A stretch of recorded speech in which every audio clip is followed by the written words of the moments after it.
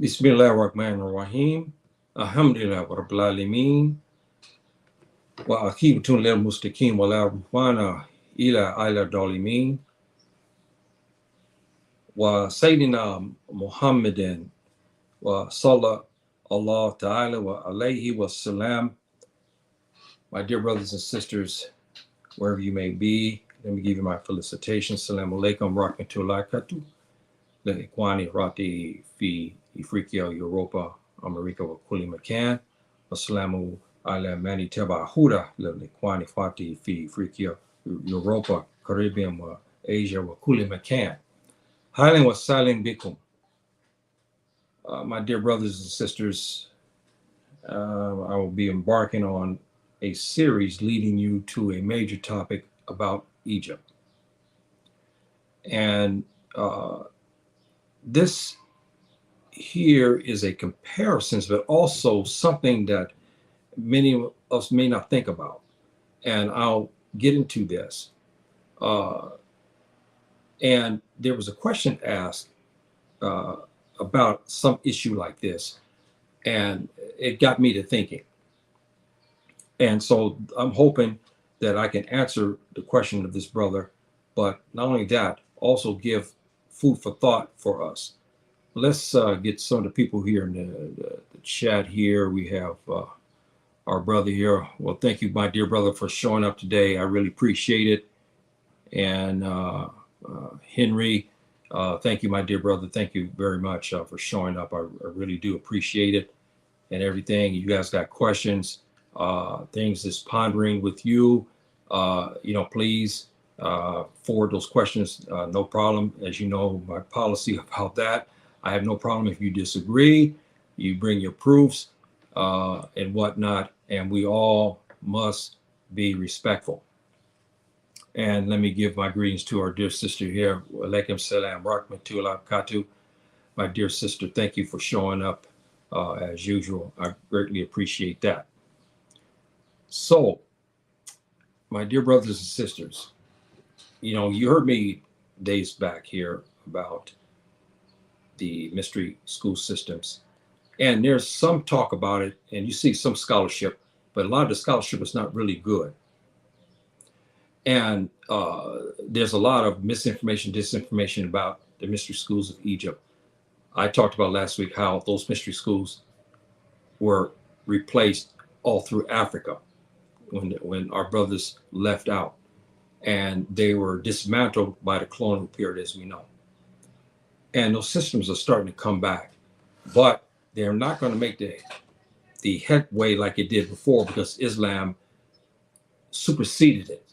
Okay, you see what I mean? And this is why many had came to Islam, because they found that the final chapter to the mysteries of the earth, the mysteries of the universe, the relationship between man and his ilah, or his God, in the seven heavens, has been answered basically by Islam.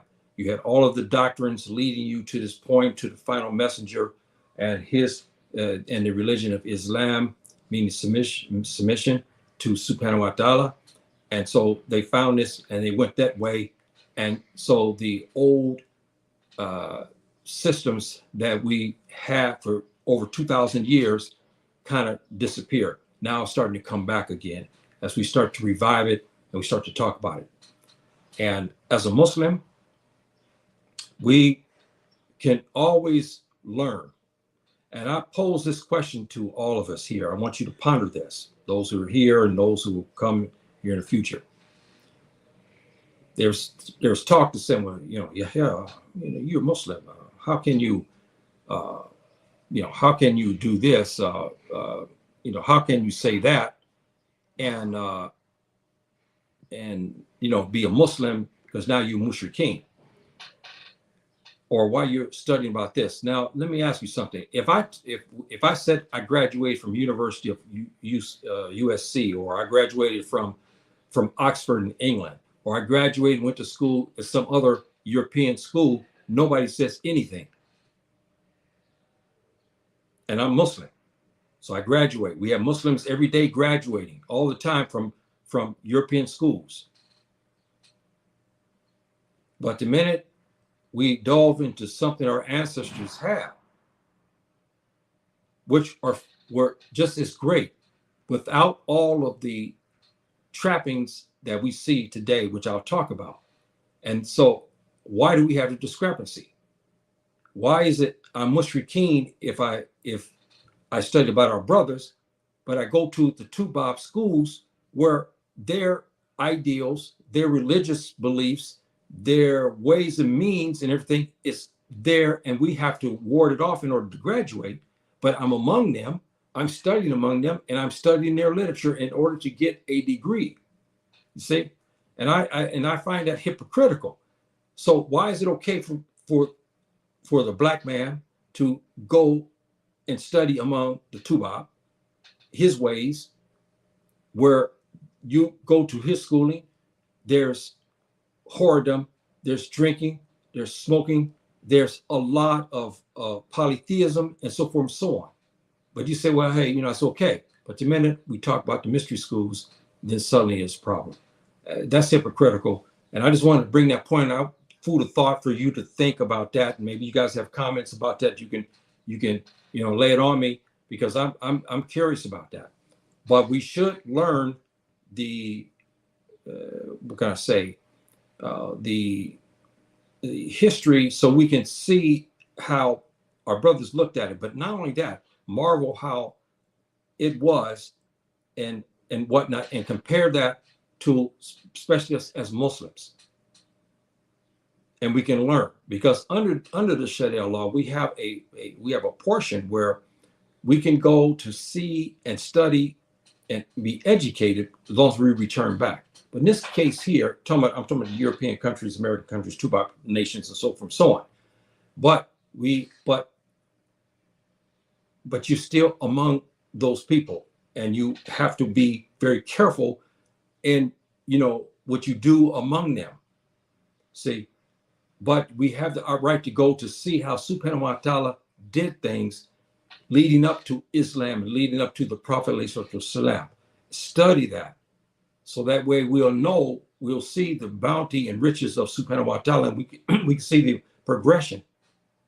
That's just like things are said about the prophets, and I'll start on this, the prophets of old, okay?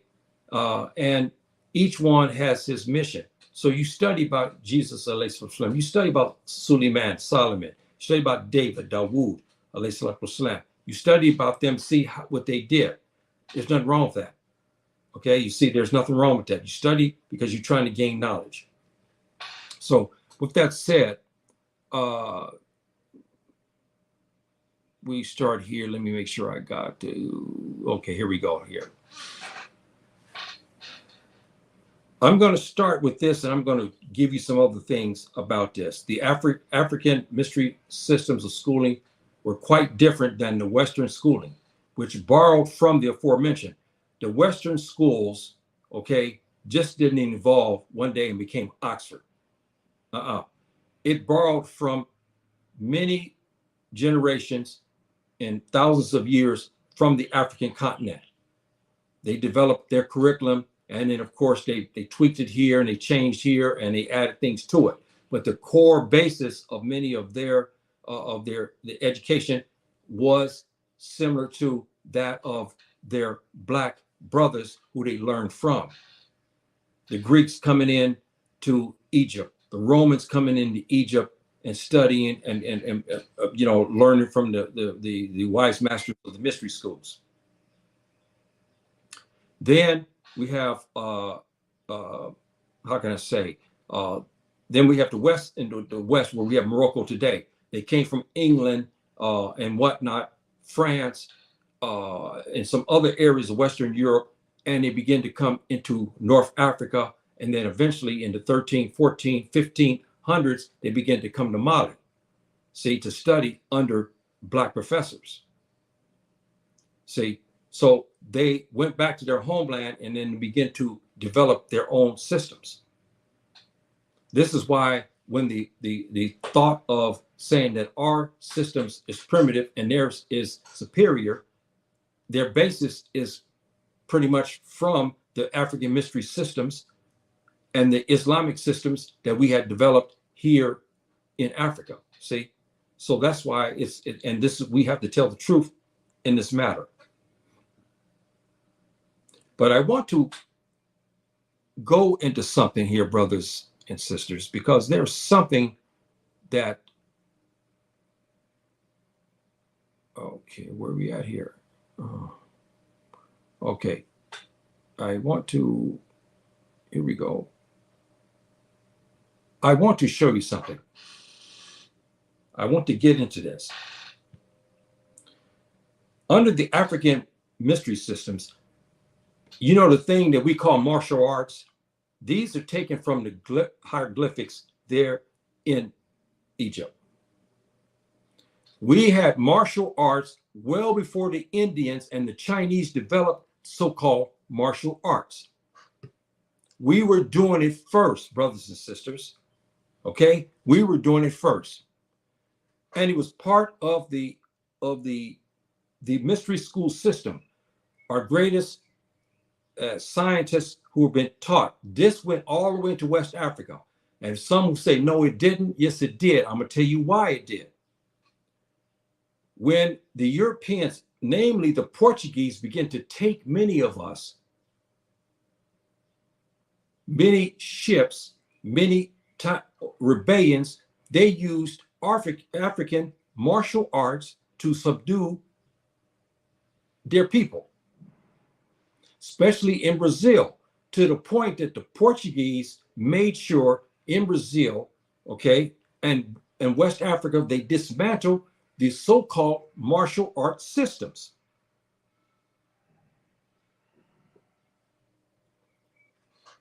And this is just a few of them. This is just a few of them, brothers and sisters. We had every form that you can think of that the Chinese and Japanese you see today, that you marvel over and you see their movies and so forth and so on, and you try to emulate. We were doing it before they were. And there's also contention.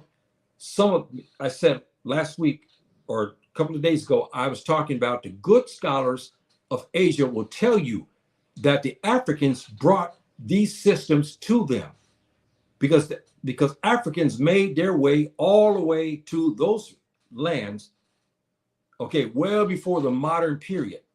And they already had these systems. We know this system of martial arts in the mystery schools as Mantu. This is what we know these systems as is Mantu.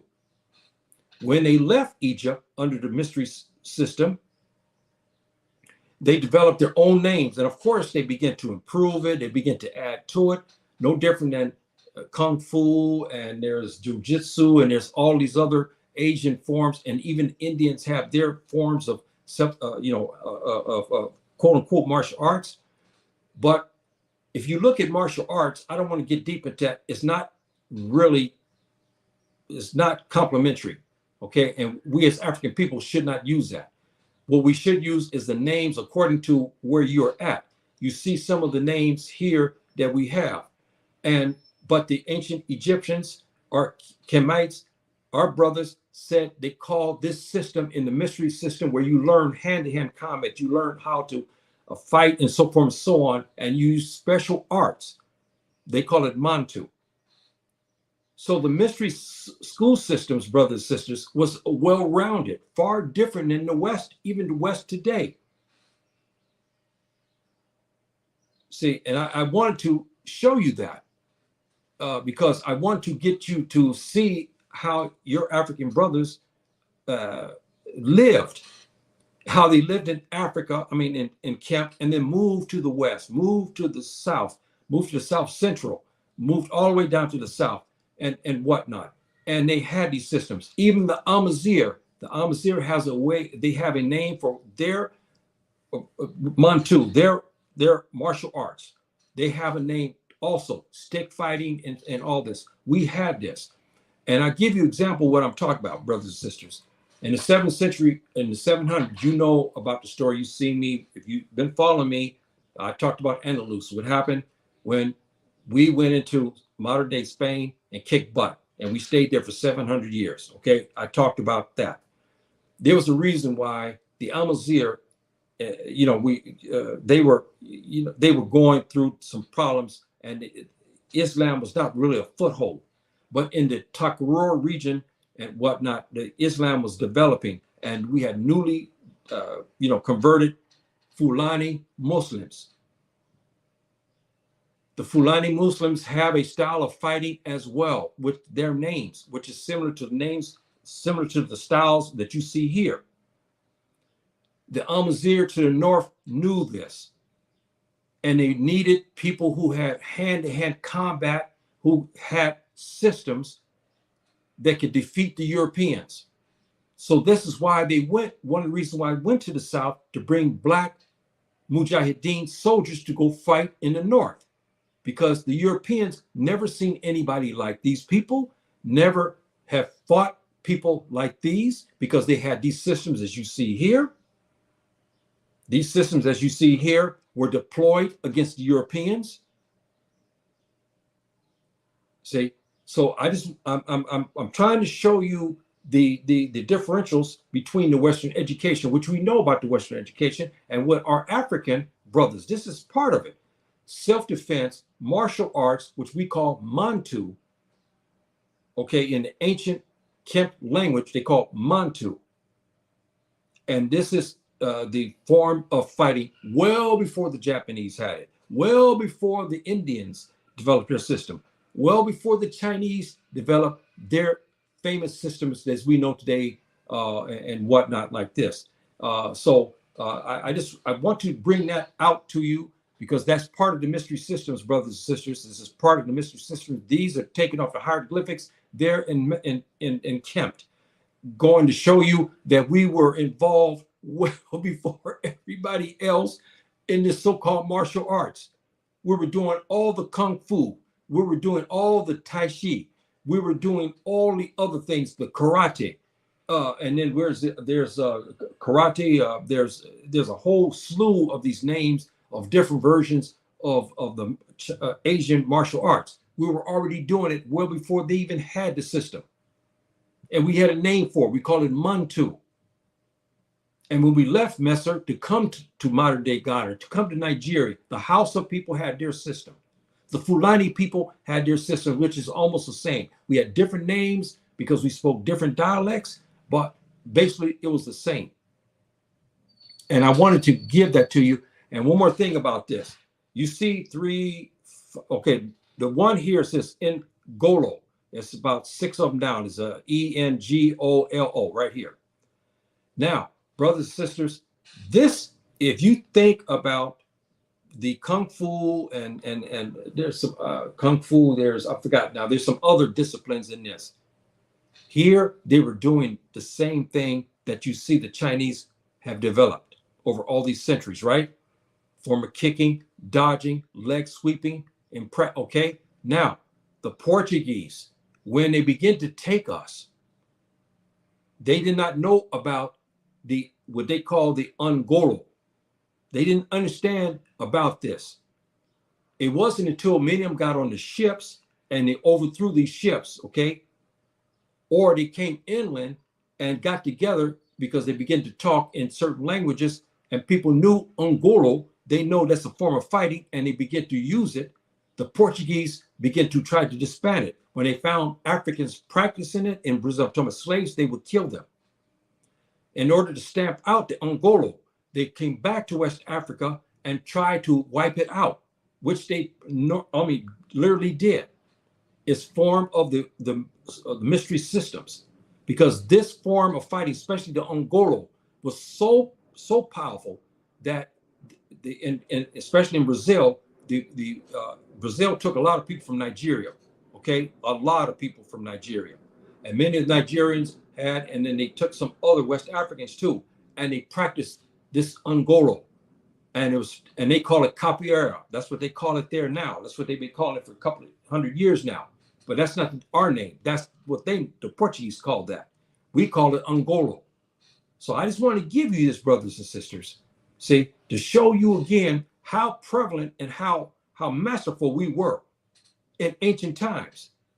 It's just that when we got destroyed because we went away from our systems, And we got arrogant, greedy, and we began to leave thinking that we were more powerful than Subhanahu wa ta'ala. He kicked our butt, took our knowledge from us. He let the Tubak come and colonize us. He let the Tubak come to take family into the Americas, and so forth and so on. And we still suffer today. So I wanted to just give you that, brothers and sisters, just to show you again the mystery school systems, how they differ. In Western school systems, even today, yes, you have what do you call physical education. You have that. Yes, we understand. You have physical education where you run, play basketball, football, soccer, and so forth and so on, right? You have that. But it's not sacredly as it is in the mystery school systems, because the mystery school systems incorporated that. And I'll give you the principles as we go. And matter of fact, I'll start to give you excuse me, that's not it. Excuse me. Now,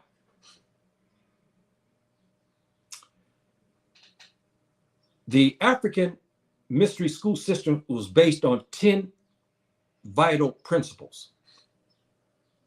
This is how we differ from the West, because the West doesn't have this type of credibility. We had this. The schooling under the African mystery systems was so intense, brothers and sisters. The children selected to the African mystery schools, whether it was with the Hausa, with the Fulani people, with the Igbo and Yoruba, with the Mende people, with the Kapeli people, we all had the schools, and we all had these principles. The Fola people, the Fulani people, the Fola people, my heritage, we had incorporated that Pulaco, which is very similar to this in this regard.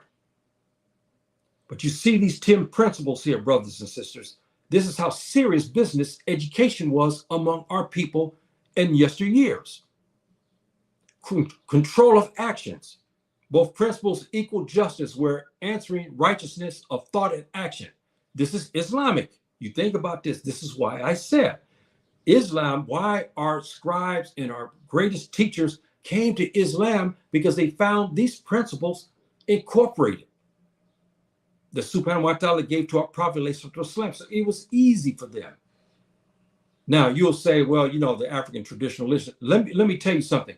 You go back and especially my African brothers that are on the continent, and you still have people old enough that can tell you about our elders, Baba, way back. You ask them about the disciplines that ask them.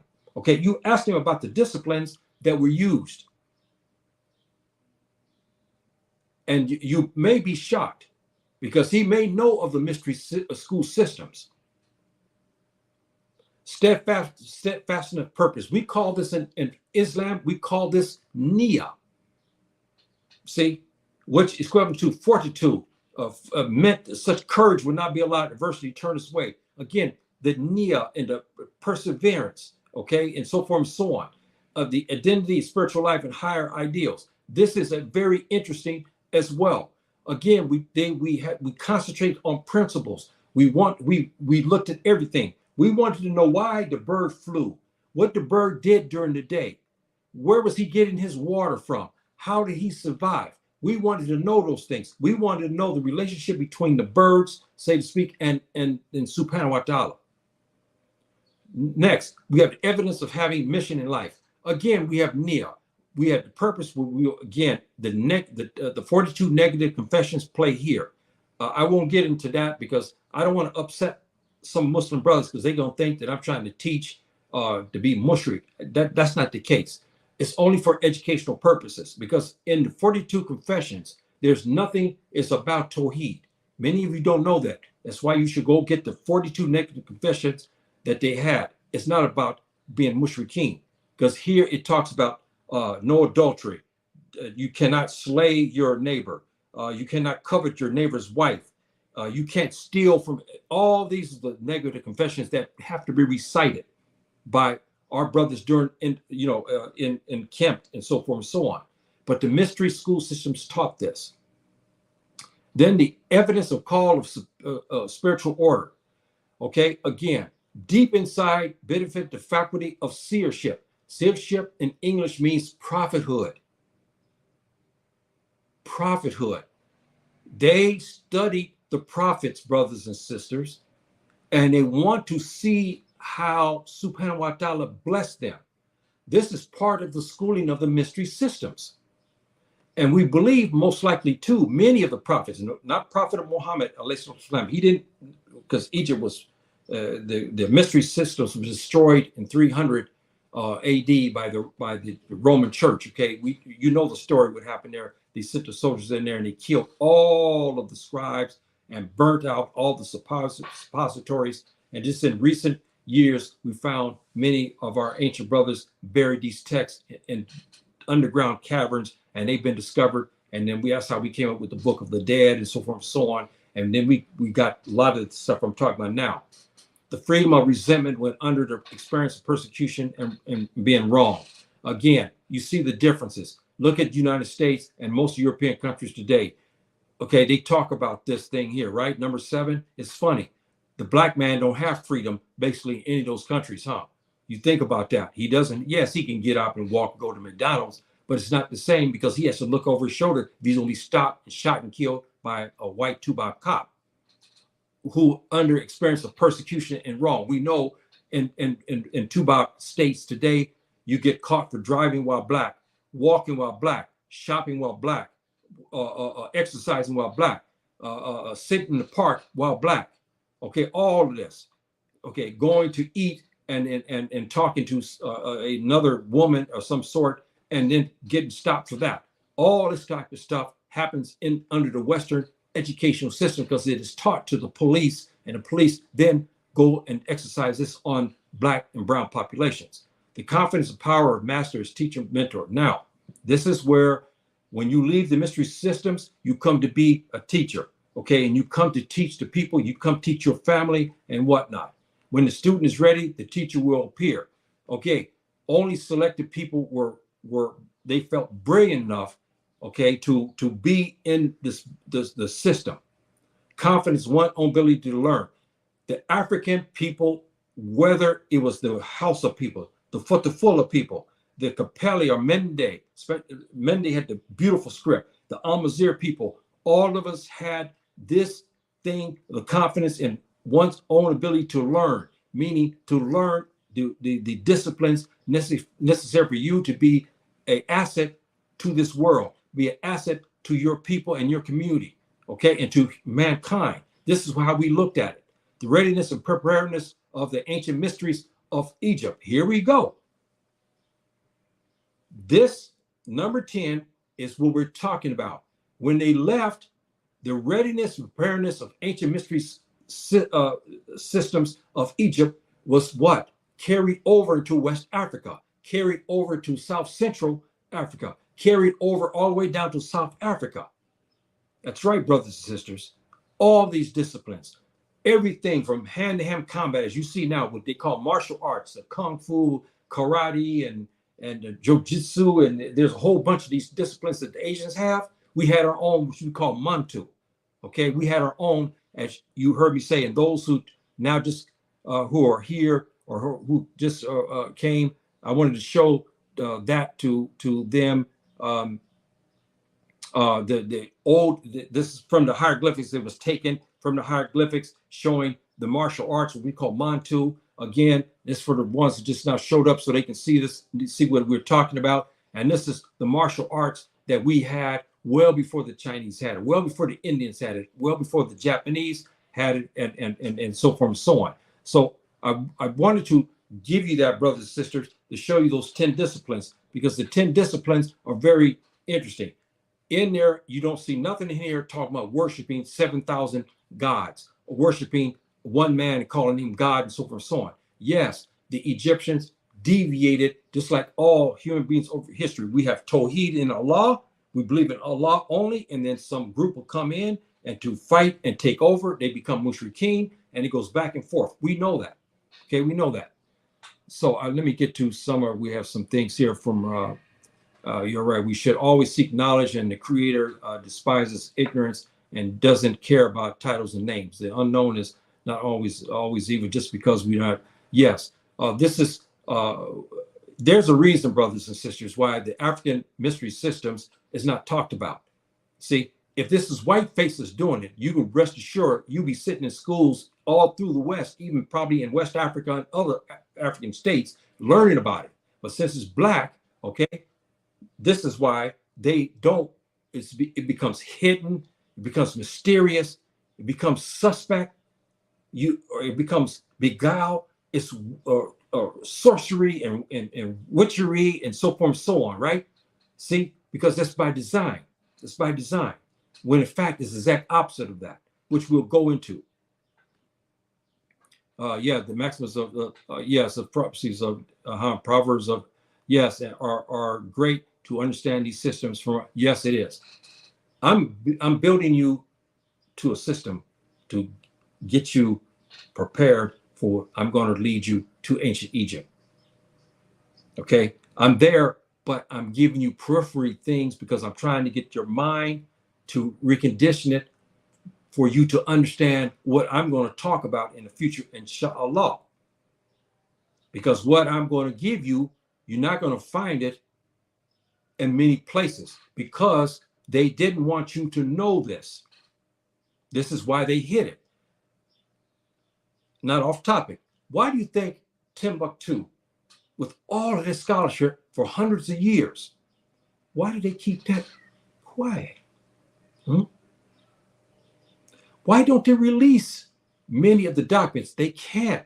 Now, some have used trickery to photograph some pictures. I saw online the other day, some brothers showed me some, hey, look, yeah, please review this. And I saw some of the documents of our ancient brothers there in Mali. They took snapshots of some family, books they had from the scholars of Timbuktu, University of Sangora. Okay, they had that, and whatnot. But I'll give you some things, inshallah, to lead you, because I'm trying to get you to recondition your mind, to get you to think that we had educational system. We were not just running around in the desert, barefooted, talking crazy. It didn't happen. We didn't go to West Africa and begin to go into jumping trees, eating and jumping from tree to tree like monkeys and eating bananas, waiting for the Europeans, the Tuba, to come to tell us how to cook food, how to plant, how to build homes and all that. See, I want to recondition you from that. See, because what I'm going to touch on is going to, it's going to, you won't be, I gotta say, you won't be prepared for this, because I'm going to give you something most of you do not know, and I'm going to get into things and whatnot. The African mystery system dealt with life of the human condition, crying, sleeping, why we sleep at night, how many hours we need to sleep, exercise, the system, how the body works, how the relationship between the human being and the four, remember the laws of opposite? Remember I told you that, how it affects the human being? This is all in our system, not in the system of the Europeans. Because the Europeans took this knowledge, the Greeks took this knowledge and opened up their schools. But then they begin to go away from it. When the white supremacy come in, then they begin to change that. See? So the afterlife justice rules of Kemetic laws, the ancient Egyptians were it was a place of laws and judgments. And you see, based upon the 42 negative confessions.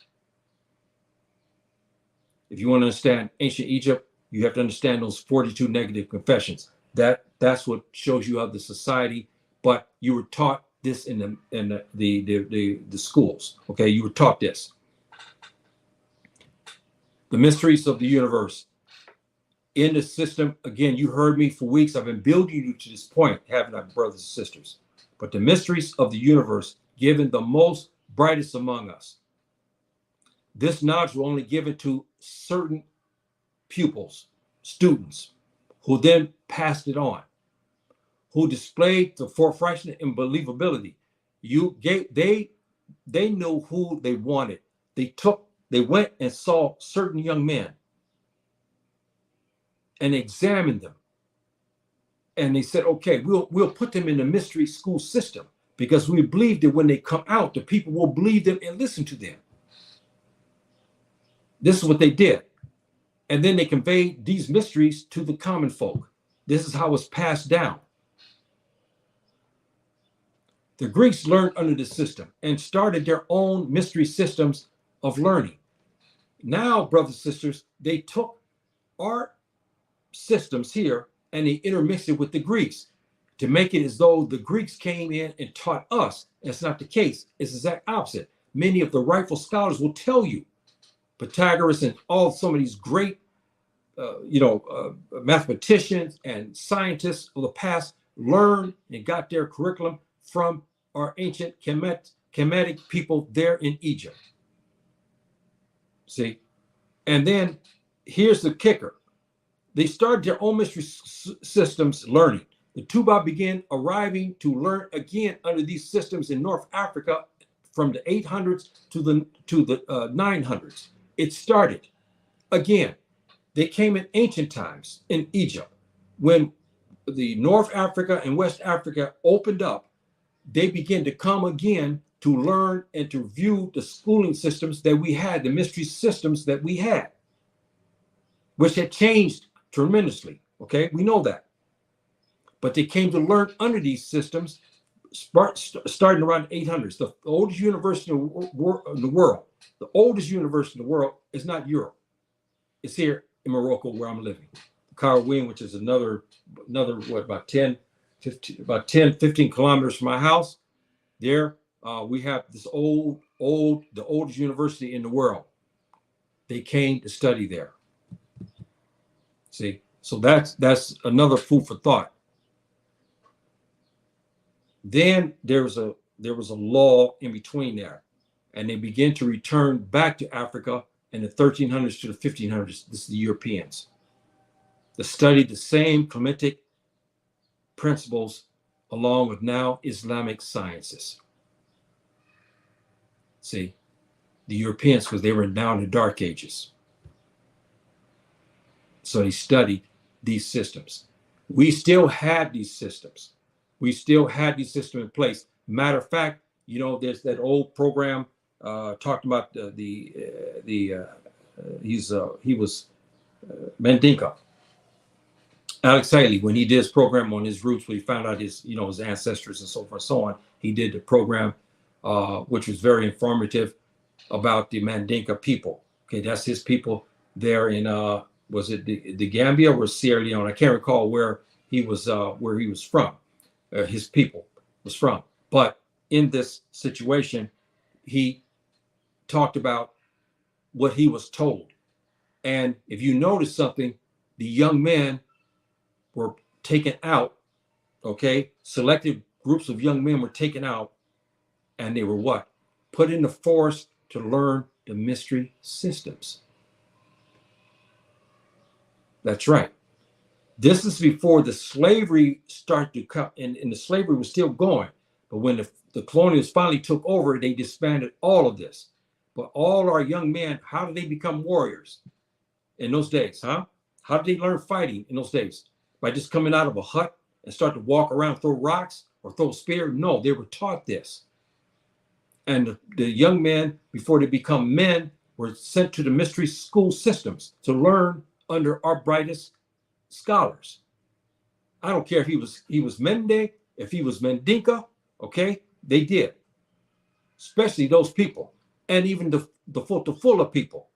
So you learned, and then you came back to your village now as a man. You came back now as a warrior. You can fight hand-to-hand combat.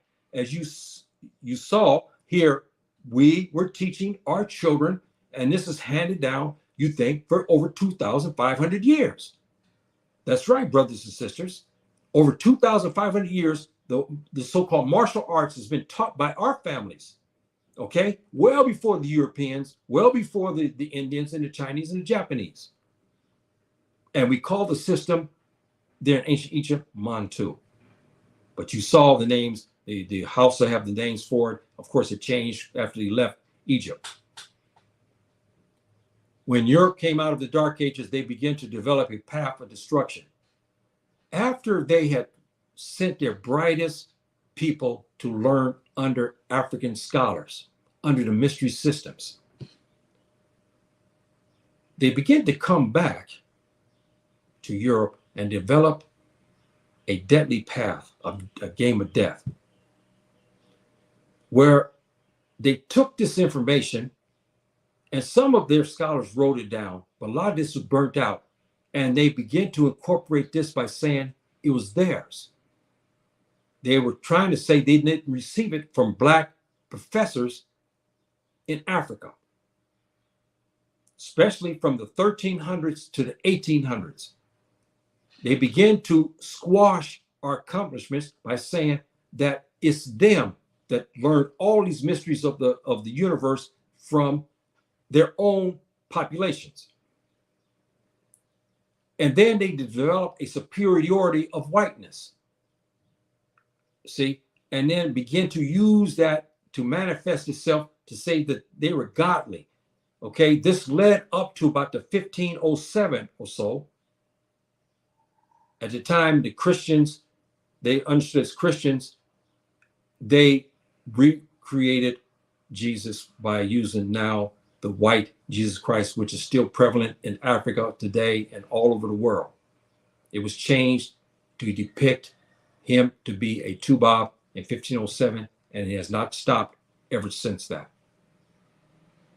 See, so they begin to do things. They begin to negate the African mystery systems.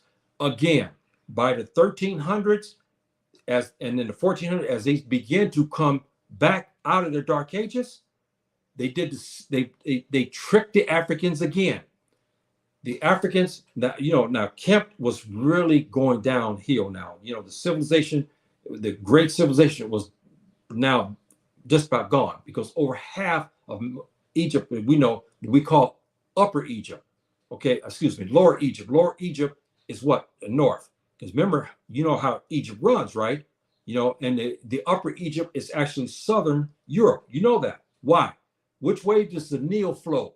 This is a miracle of Allah. Again, one of the mysteries. Which way does it go with gravity, or does it go against gravity? It goes against gravity, brothers and sisters. That's right. It's a mystery, isn't it? This is why this river, we know in the Arabic language, we call all of this about Africa as a mystery. Okay, it's a mystery system of Subhanahu wa Ta'ala, because we have so many mysteries in it. You have a river that flows against the current, against the gravity. You know the laws of gravity, right? If it comes up, it's got to come down, right? If you jump up if you go up and you're going to come back, you can't fly.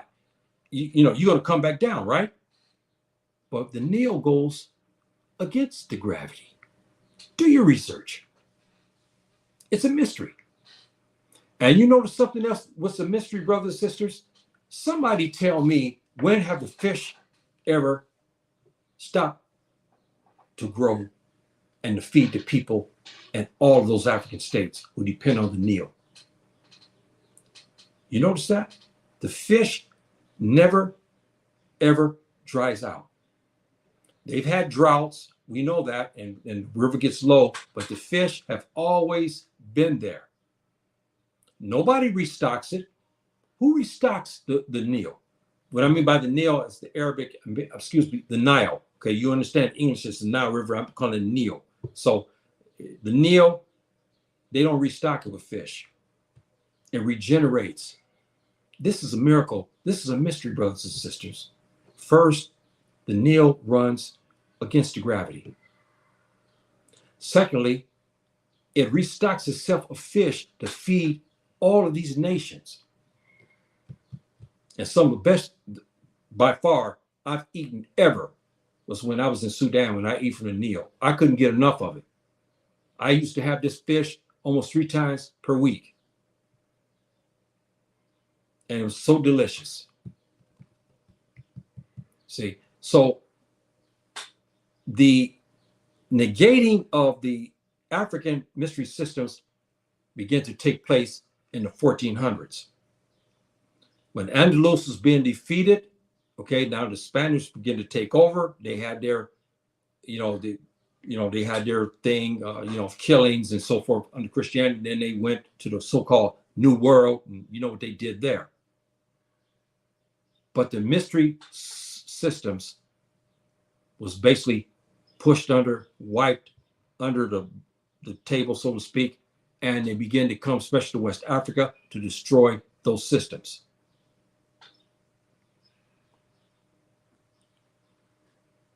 We pulled them out of their dark ages. Their brightest people came back. We gave them medicines. We gave them how to treat sicknesses. We gave them many different things that helped them to come out of their dark ages. When they embarked upon the conquest and colonization, they promoted and promoted our inferiority. Here they stole from us. They stole our wealth. They stole our minerals. They stole our educational system and then claimed that we were inferior to them. The systems and measures of religious doctrine that contradicts the Kemetic, they begin to develop the Christianity that was not according to the scriptures. Okay, they develop a religion we call Eurocentric Christianity, where everything was about whiteness and about them being superior, about them being the chosen people of Subhanahu wa Ta'ala, to the point where people believe today you have to do nothing. If your skin is white, you will go to the seven heavens without any regard. You can kill all you want, you can rob all you want, you can do what you want, and you still go to heaven because you're Tubab. See, these type of things happen because of the perversion that occurred. The teachings that their ancestral scholars learned to taught them, which led to campaigns to steal Africa's resources. By the 1400s, now they begin in earnest their spy agencies, brothers and sisters, that we know today. The precursors to this was the 1400s, the Portuguese. In the 1500s, the Portuguese, the so-called Spaniards, and even the English. They began to come in as they did to Africa today. Smiling, shaking our hands, saying they're here to help to keep things going right, when in fact they came to steal the wealth and their human resources we know as slaves. And they stole the wealth. How do you think Europe became so wealthy? It took, you took how much gold do you think they took? Huh? You think about this. And how many other minerals they took, and this would enrich them. This is why the economists are telling the Americans and everyone else, if Africa closes its doors to you, many of these countries will fall. Because these countries, that's why they kill here. These countries are still dependent on taking African wealth from us and give to them. If we close the doors, their bombs, their nuclear bombs, their submarines, and all other type of things, they will not be able to complete it because they need Africa because we have the minerals for that. See? Now you get the picture, brothers and sisters. All of this stuff is under the mystery systems. And the Americans know this. And the Europeans know this. Okay? They know this. They understand that. This is why they want to form revolution everywhere. Why they want to sponsor coups? Because they want us always embroiled in something while they come behind us and take our resources. Because they need those resources in order for their survival, because they depend on us. On our not on us, on our resources. If we close the door, which we know is going to happen, those countries will fall by the wayside, brothers and sisters. And they know that. If we develop even our economies according to the Islamic model, okay, which again is the final chapter of the mystery systems, if they begin to use that system, we're going to breed them out. The Americans know that. The British know that. The Islamic, the economic system will destroy their systems. They know it. That's why they go to the governments and they go after people like and say, hey, look, this guy, hey, come on now. We don't want him talking to anybody. This man here is a criminal. The people like him, they're all criminals. The devil is telling them what to do. While the unlearned people, the criminals, they tell the governments to leave them alone. We please bring them to us. we'll use them on people like Yahya. See, this is the system. This is what their system in order to keep things so they can control us. And you see here, they had learned under the mystery systems. You know, we believed in justice, and you see what has happened here. Let me take some things here. The 14 laws are based on, since they get, it is also origin of Islam. Wait a minute, my dear brother. Let me, before there was the Old Testament, the African mystery systems was well before the 42 negative confessions was well dated before the Old Testament. That's proven. Okay, well dated way past, maybe well before that. Those documents were well before that. So yes, it became in Hebrew law. Yes, because Moses studied under these systems, and plus the revelations from Subhanahu wa Ta'ala. And he gave, the 10 confessions, that the Jews and the Christians are supposed to recite, okay, and you're supposed to learn. But this has predated that. You got to remember something. Moses didn't come at the beginning of Egypt. You see, and he studied in those mystery systems. There's no doubt about that. So I had to get that back. Now, I have to get that to you. Islam. Islam did not send anybody to any mystery schools. By the 700s, the mystery school systems that we understood in Egypt were gone because the Romans came and they killed. They wiped out all the suppository. They burned them to the ground. Alexandria and it was other places where they had all the mystery school systems and all of the scholars in them. They hunted them down and slayed them all. They said it was 3,000 of them. I can't remember now the number. They slayed them. But some of them knew they were going to die. They began to bury the documents. And we found them, thousands of years later. And we went from there. And so one God has not changed. Yes, there's one and there's one supreme being, and that's period. But as in all societies, we begin to deviate and we get spanked. No different in the Hebrews. The Hebrews they start to deviate from the scriptures, and what happens? Subhanahu wa Ta'ala allowed others to come in to defeat them. This is how it's always been with human beings. None of us can stay perfect. We sin every single day, and we're human. This is why we have measures we're supposed to do to Subhanahu wa Ta'ala, or Yahweh, name you want to call him, and ask, for forgiveness. BC, yes. It preceded the Old Testament. It preceded it before Moses handed down the laws. You remember something? The Hebrews were already inside Egypt, and many of their brightest people, like Moses, alayhi salatu salam, and others, did use, because he was part of the royal families, right? And so the royal families all had sons in the mystery school systems. There's no doubt about that. Did the Islamic system ever work in Africa without slavery, as it is? The Islamic system, slavery has been with all populations. When Islam first came in, they had a problem with this, meaning the people didn't want to give it up. You see, and the Prophet ﷺ began to take measures in order to break the system. And finally, when the final word came down, it was outlawed, period. But some in Africa didn't seem to get that message, like in Mauritania today. And in Sudan, as you heard me say, or maybe those who followed me before the program, I saw firsthand this slavery. Black people enslaving other Black people.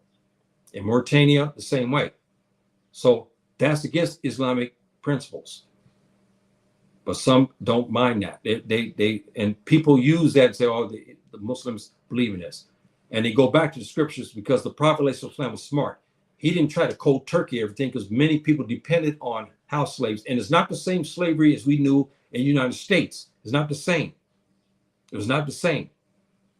But the Prophet ﷺ began to put programs in. He said, well, if you freed 2 slaves today, this is what you'll get.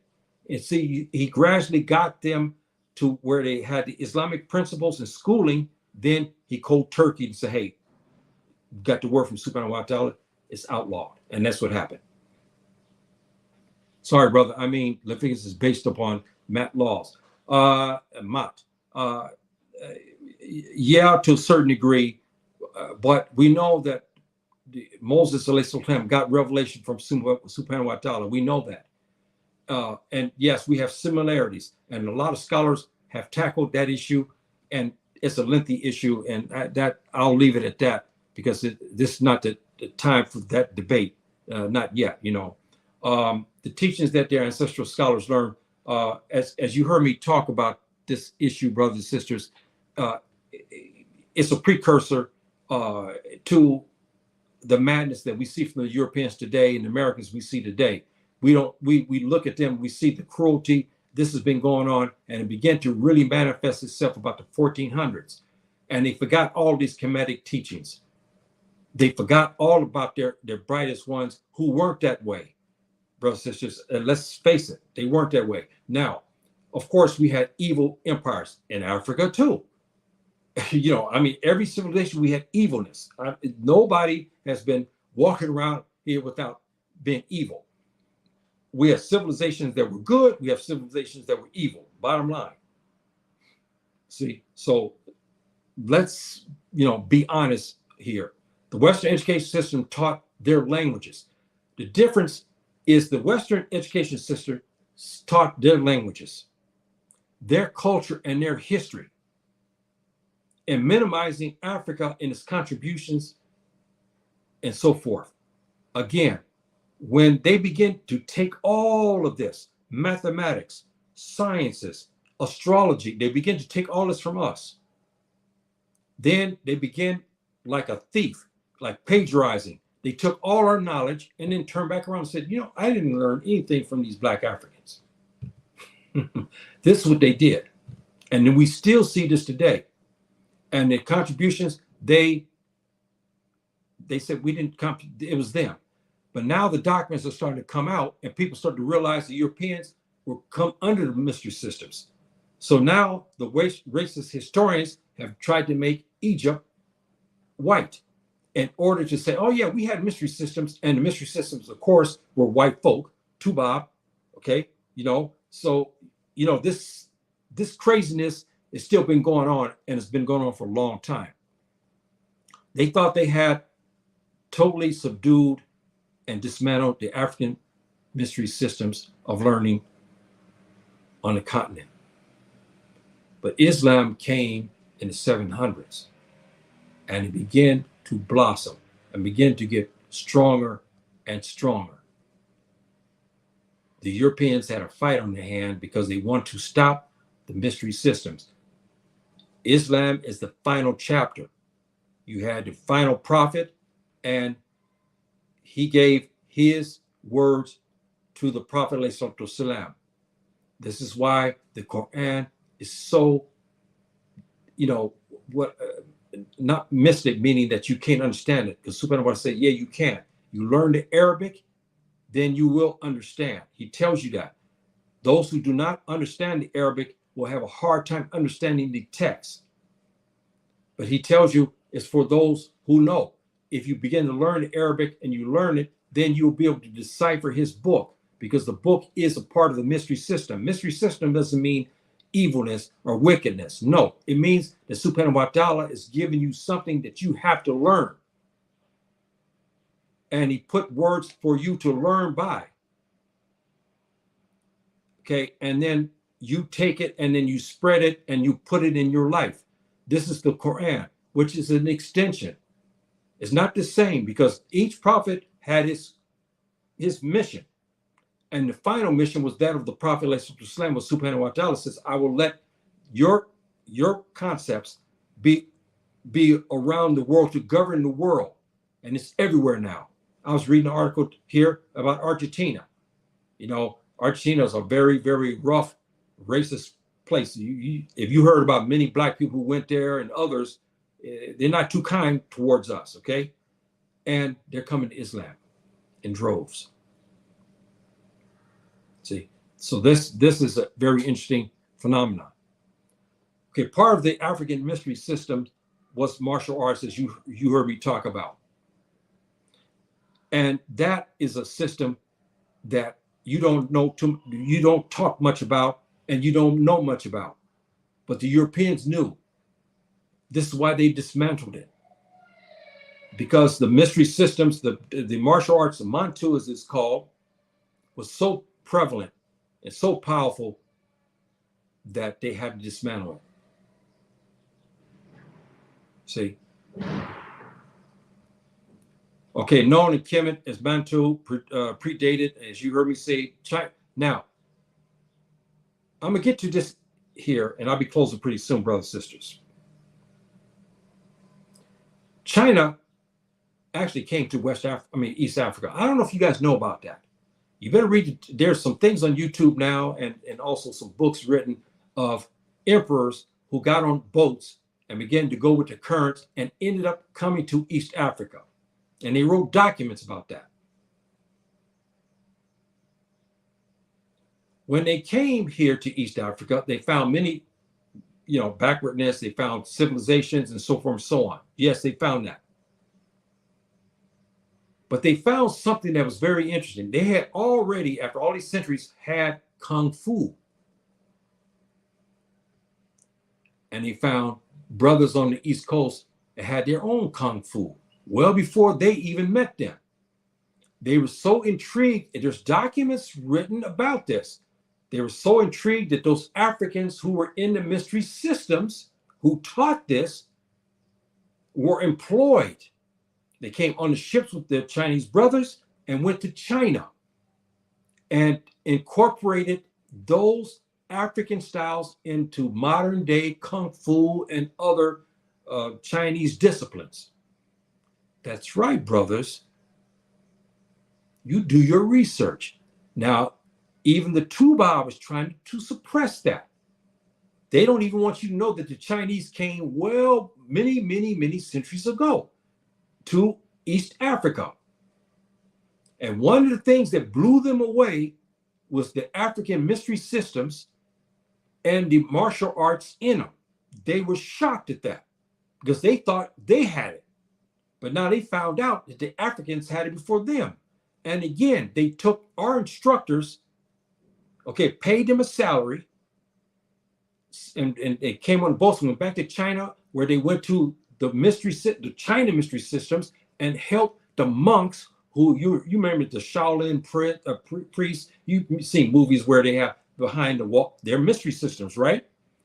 The Shaolin priests are mystery scholars, of their mysteries, and they got a lot from Africa. Those African scholars who were warriors who taught this Mantu were there at those schools to help to incorporate that because the Chinese found them so mesmerizing. It's starting to come out now. And many Chinese are upset that that information come out. Because you see how many of them come to the African continent now. They spit on us, they mistreat us, they talk to us like we're dirt.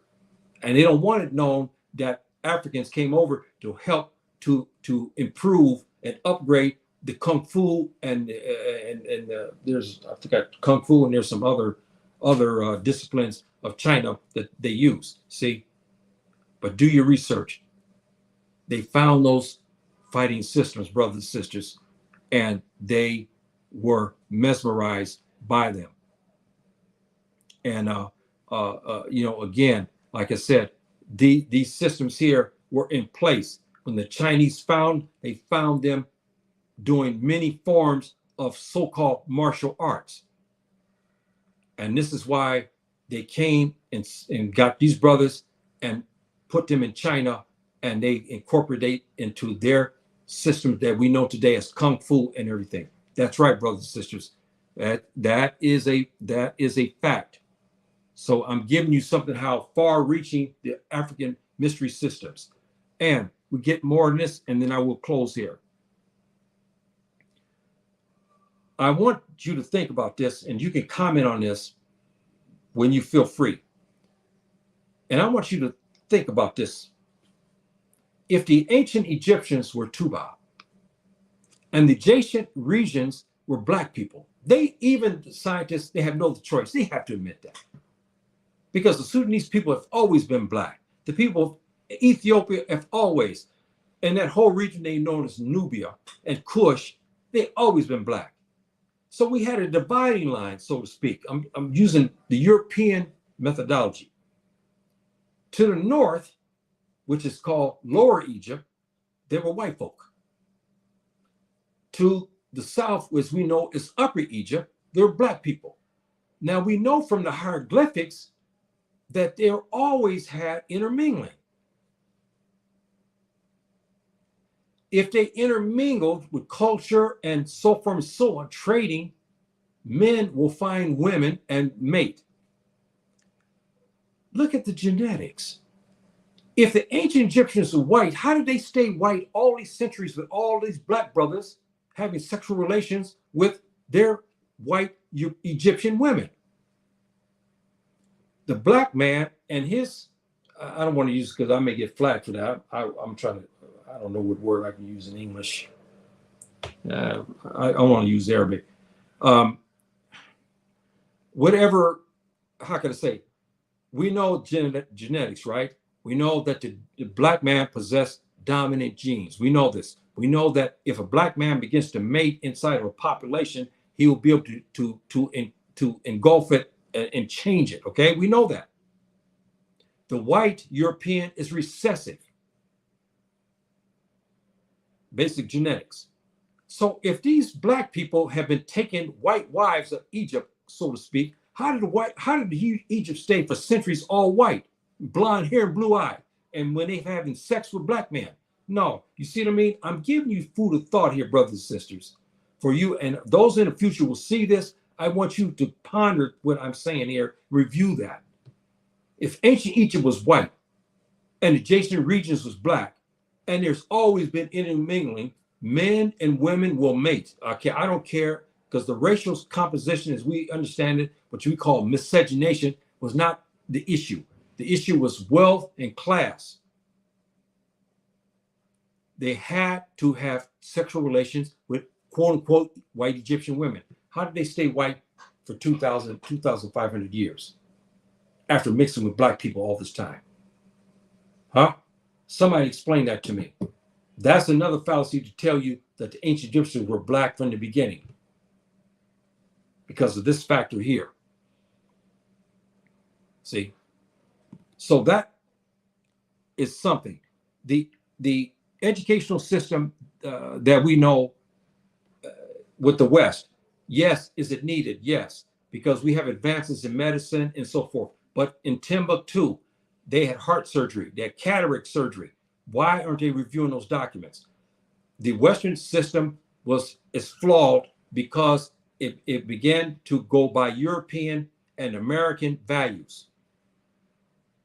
And they begin to discriminate in the system, finding ways to stop black people in particular from learning in these systems. These systems went away from Subhanahu wa ta'ala and began to have its own manifestations. They begin to develop their own codes of justice, their morals and so forth and so on, to the point that their morals today is men can marry with men, women can marry with women. You look at the 42 negative confessions. You look at the Sharia of the ancient Egyptians, they were against this. Even fornication was punished tremendously. And homosexuality was also. Yes, did people do it? Yes. Did people find women to mate with? Yes, they did. Because human beings have laws, but they will always violate that. It's just human nature. See? So I want to just to emphasize that. Which system is the best? We cannot really know. I'm gonna tell you why. Because the the African mystery systems are not allowed to be taught.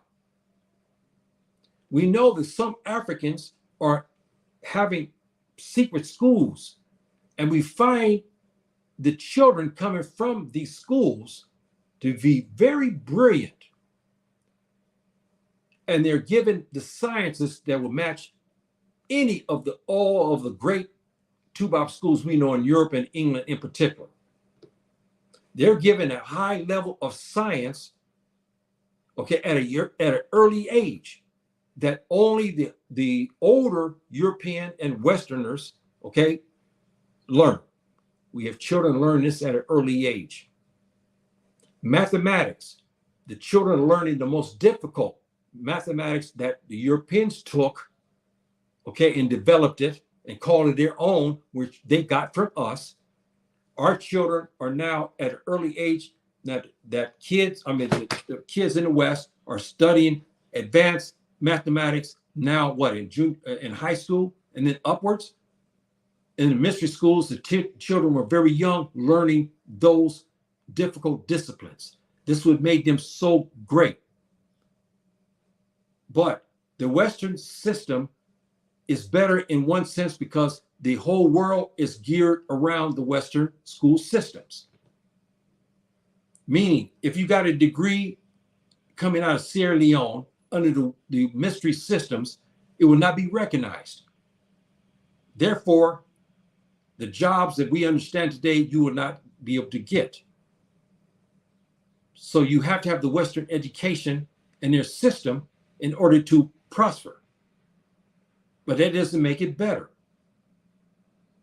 See, do we have advances? Yes, we have advances in medicine and so forth and so on. Yes, we have those advancements. Advancement in agriculture and sciences, we have all that. It's true. But the system that we developed, brothers and sisters, okay, the system that we developed based upon those 10 principles here is far superior than that of the West, because the West vacated these principles and began to change things and make things their own and changing the system to reflect what they want, not what Subhanahu wa Ta'ala wants. See, and this is the, and especially number 2, the control of action. We see today what is happening in Gaza. Now you think about this, a mystery school system. Look at number 2. The Europeans and the Americans, okay, I'm not talking about the Spanish because they're against what's happening. And the Russians, of course, we know in Eastern Europe pretty much are against what Israel is doing there, okay? But the control of actions, both principles, equal justice. The European states we know today are not just. We know that. And their righteousness is not there. Their leaders are not righteous. That goes for our African leaders pretty much too, because they're under the same system, the Western system. They have vacated the African mystery systems. We know that. See, so this is here is what they have violated. They've left behind, and they've developed their own systems. And this is why the world is in trouble today. The moral decay is great because under the Western system, a man can marry another man. A woman can marry another woman. A man under the Western systems can have 1,000 concubines and harlots and everything else, but he cannot marry and have a second wife. It's the asinine, the hypocrisy in the system. The Africans on the African continent developing their own systems, the African mystery systems would be better for them than the Western system. Because in Africa, we would develop our own currency. We will harvest our own resources, which we're starting to do, sell them at market value, okay? Teach our children, even our Fulani child who's a herder will have education. Even if we have a Igbo who's poor, who's living in Abuja, or we have a child that's sitting in the Gambia, all of us will be educated. The African mystery systems is better for us as Africans today than the Western system. Now, if the African wants to go to Europe to live, or the Americas, the African system would still be better, except that you can't get a job based upon the education that you would receive here. You would have to be more modern and get the American, in particular, curriculum involved. But many of the mystery systems already have that in place. It's just that the degree that you would get, they would not honor it. But here in Africa, we would honor it. See? Because the whole system in Africa would change. There will be a plethora of jobs. Because when we keep all our resources here, we have businesses everywhere. We'll be building and improving citizens. That would employ 50, 100,000 people who would be employed across a nation to build, to repave concrete, to do to improve the infrastructure. You see, so the African mystery system schooling, based upon those 10 principles and other modern principles today, is better for us on the continent than the Western schooling system. Because if you look at it, what has it done for us? Look at our poverty rates. Look at our educational rates. Most Africans are still unlettered. Under the mystery school systems, it would not be. This is what I'm talking about, brothers and sisters. That's why I'm hoping that you get my drift. We got a couple of questions here. Let me see what we have. Okay. How you doing, my dear brother Khalif? How you doing? Thank you for showing up today. I really appreciate it. And thank you very, very much. And yes. Okay. Yeah. Okay. Excuse me. I think okay. Yeah. Okay. Let me see. Okay. Here we go. Okay. Oh, okay. Yeah, my dear brother. Oh, yeah. Okay. And YouTube. Yes, sir. Okay. I know who you are. I mean, in Facebook. I know who you are. Thank you, my dear brother. Anjurama, thank you very much for showing up today. I really appreciate that, my dear brother. Leslie, Fortune's Amat came first. Yes. Yes, my dear sister. Thank you for showing up. Oh, yeah, my dear sister. I haven't seen you in a little bit. I remember you came here weeks back. I know you're busy. Most sisters are today, especially if you have family and husband and everything. That's the priority. You know that. And thank you for showing up again today, my dear sister. I really appreciate that. And our dear sister Leslie was talking about the 42 laws of Matt came first. It's true. It came first before we understand the New Testament and so forth and so on. And here's the interesting thing, my brothers and sisters, about this. You know, Jesus, alayhi salatu wasalam, said, quote unquote, in the New Testament, he said he was here to enforce what? The laws of the halakha, the Jewish laws. Okay, he was not here to tear it down. See, he was there to enforce the Old Testament. That's again a testament that he was not into the modern stuff. That's why the Bible has been changed around. Why it's 140 or more versions of the Bible today. Because when Jesus said at the beginning, I don't know which one of the chapters, he said he was here not to tear down the Torah, but to enforce it. But it was changed down the way. So-called disciples changed the things around, which said that you can eat pork now and you can drink wine, you can do all kind of other stuff, which Jesus said, I'm here to enforce the Torah.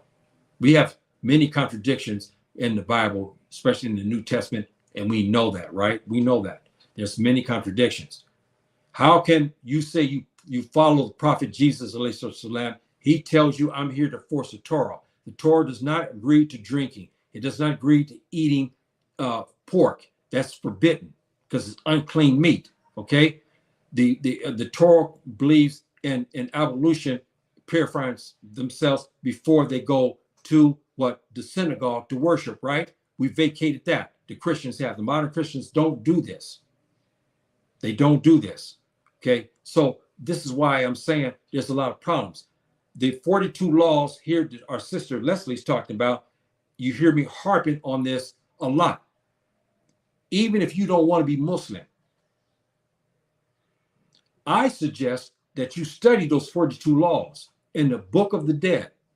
I don't know if my brother Marcus is here. I think he's probably busy today. You study those 42 laws. Thou shalt not kill. Thou shalt not covet thy neighbor's wife. They should not steal. It's a whole series of these 42 confessions that the person has to recite on a daily basis. If you are a black man, black woman, anywhere who you're not Muslim, if you study those 42 laws, you're going to be on the straight path. I'm going to tell you that now. Okay? Because you have the 10 of the the 10 things of Christianity, you have the 10, don't cover the wife and so forth and so on. The ancient Egyptians discipline was 42 laws. And they're stringent. They're stringent, brothers and sisters. If you follow those 42, you're going on a path that is leading you right. And you must have the right worshiping system, meaning you must put subhanahu wa ta'ala first. You cannot say a man is equal to Allah or Yahweh. It's not the case. Yahweh did not come in the form of a man, like we have one Muslim, so-called Muslim group said that Allah appeared in a man. That's hogwash. Yahweh did not appear to any man. Okay, Yahweh is, if you look at even the Old Testament, it talks about his greatness, his absoluteness ism. Even in Islam, we know subhanahu wa ta'ala is absolute. He doesn't have a son, he doesn't have a daughter. There's debates about, is he sleeping or does he move his hand or how many hands he have or all this kind of stuff like this. That's immaterial. See, but if you want to understand the 42 laws of Matt, for those who are trying, okay, you're trying to break away from Christianity, okay? I went through the stages like this. I went through those stages, brothers and sisters. I was not feeling good since I was a little boy about the Christian church. I hated it because I felt it was not right. It didn't give me the spirituality. Sometimes I thought it was right, but I know it wasn't right. See, when I began to study the African mystery systems, when I got now in university, because now I'm finished with the high school, which they suppressed this. I started to go to the UCLA, Los Angeles, one of the famous universities. And many days I would stay in the old research libraries. I would get there sometimes 5:30 in the morning, and I'll stay there tonight to 10 o'clock at night to study, because that research library, they had everything. I found the Book of the Dead and whatnot, and I began to read it. I couldn't put it down. I wasn't Muslim at that time. I'm looking for spiritual guidance. I began to look up the 42, and I had the thing printed for me, the 42 laws. I began to study those 42 laws. If you begin to practice that, if you're non-Muslims trying to find the right, because this will lead you to Islam. Those 42 laws are very, very important. We are totally responsible for what we do. We are. And I sent somebody today in Facebook talking about this issue where we have to comfort. The modern Christian says, no, hey, man, I can steal, I can rob, I can fornicate, I can kill, because Jesus died on the cross for me. So that's it. I do what I want. But then another part in the Bible, it tells you that the sin is yours, that nobody can carry your sin at the time of death. So we have a contradiction. I sent that out today in Facebook talking about that, because one brother brought that hypocritical part. So which one is it? If Jesus died for his sins, then how is it that subhanahu wa ta'ala comes back to contradict him by telling, no one dies for your sins. You carry your own sins to death, to judgment day. So which one is it in the Bible? You said Jesus died for your sins, but subhanahu wa ta'ala says nobody dies for the sins of the other. You see what I mean? And I sent that out. And it's very interesting. What do you think about the noble Drew Ali? I read on him, he had a purpose because he helped to get Black people on this right path. But he deviated in a lot of the principles, and we still have a lot of deviation in the United States today. We have what is called American Islam. And not that, because subhanahu wa ta'ala tells us in Surah Ma'idah and verse 3, he said he perfected the religion today, perfected it. It doesn't mean that you can come back 1,400 years later and change it. You cannot. Anybody who changes the religion of Islam, it must be rejected. I won't get into it. Nation of Islam, the Drew Ali, and there's other groups like this. You have to reject that because Subhanahu wa ta'ala says, I formulated it today, I perfected it for you today. He is your prophet. Okay? Muhammad, alayhi salatu salam. Some of these are deviated and made other people prophets, and some, the Nation of Islam said that Subhanahu wa ta'ala appeared in another man. All this is wrong. This is not coming out of the African mystery systems. This is not coming out of Islam. See? So would I follow that? No.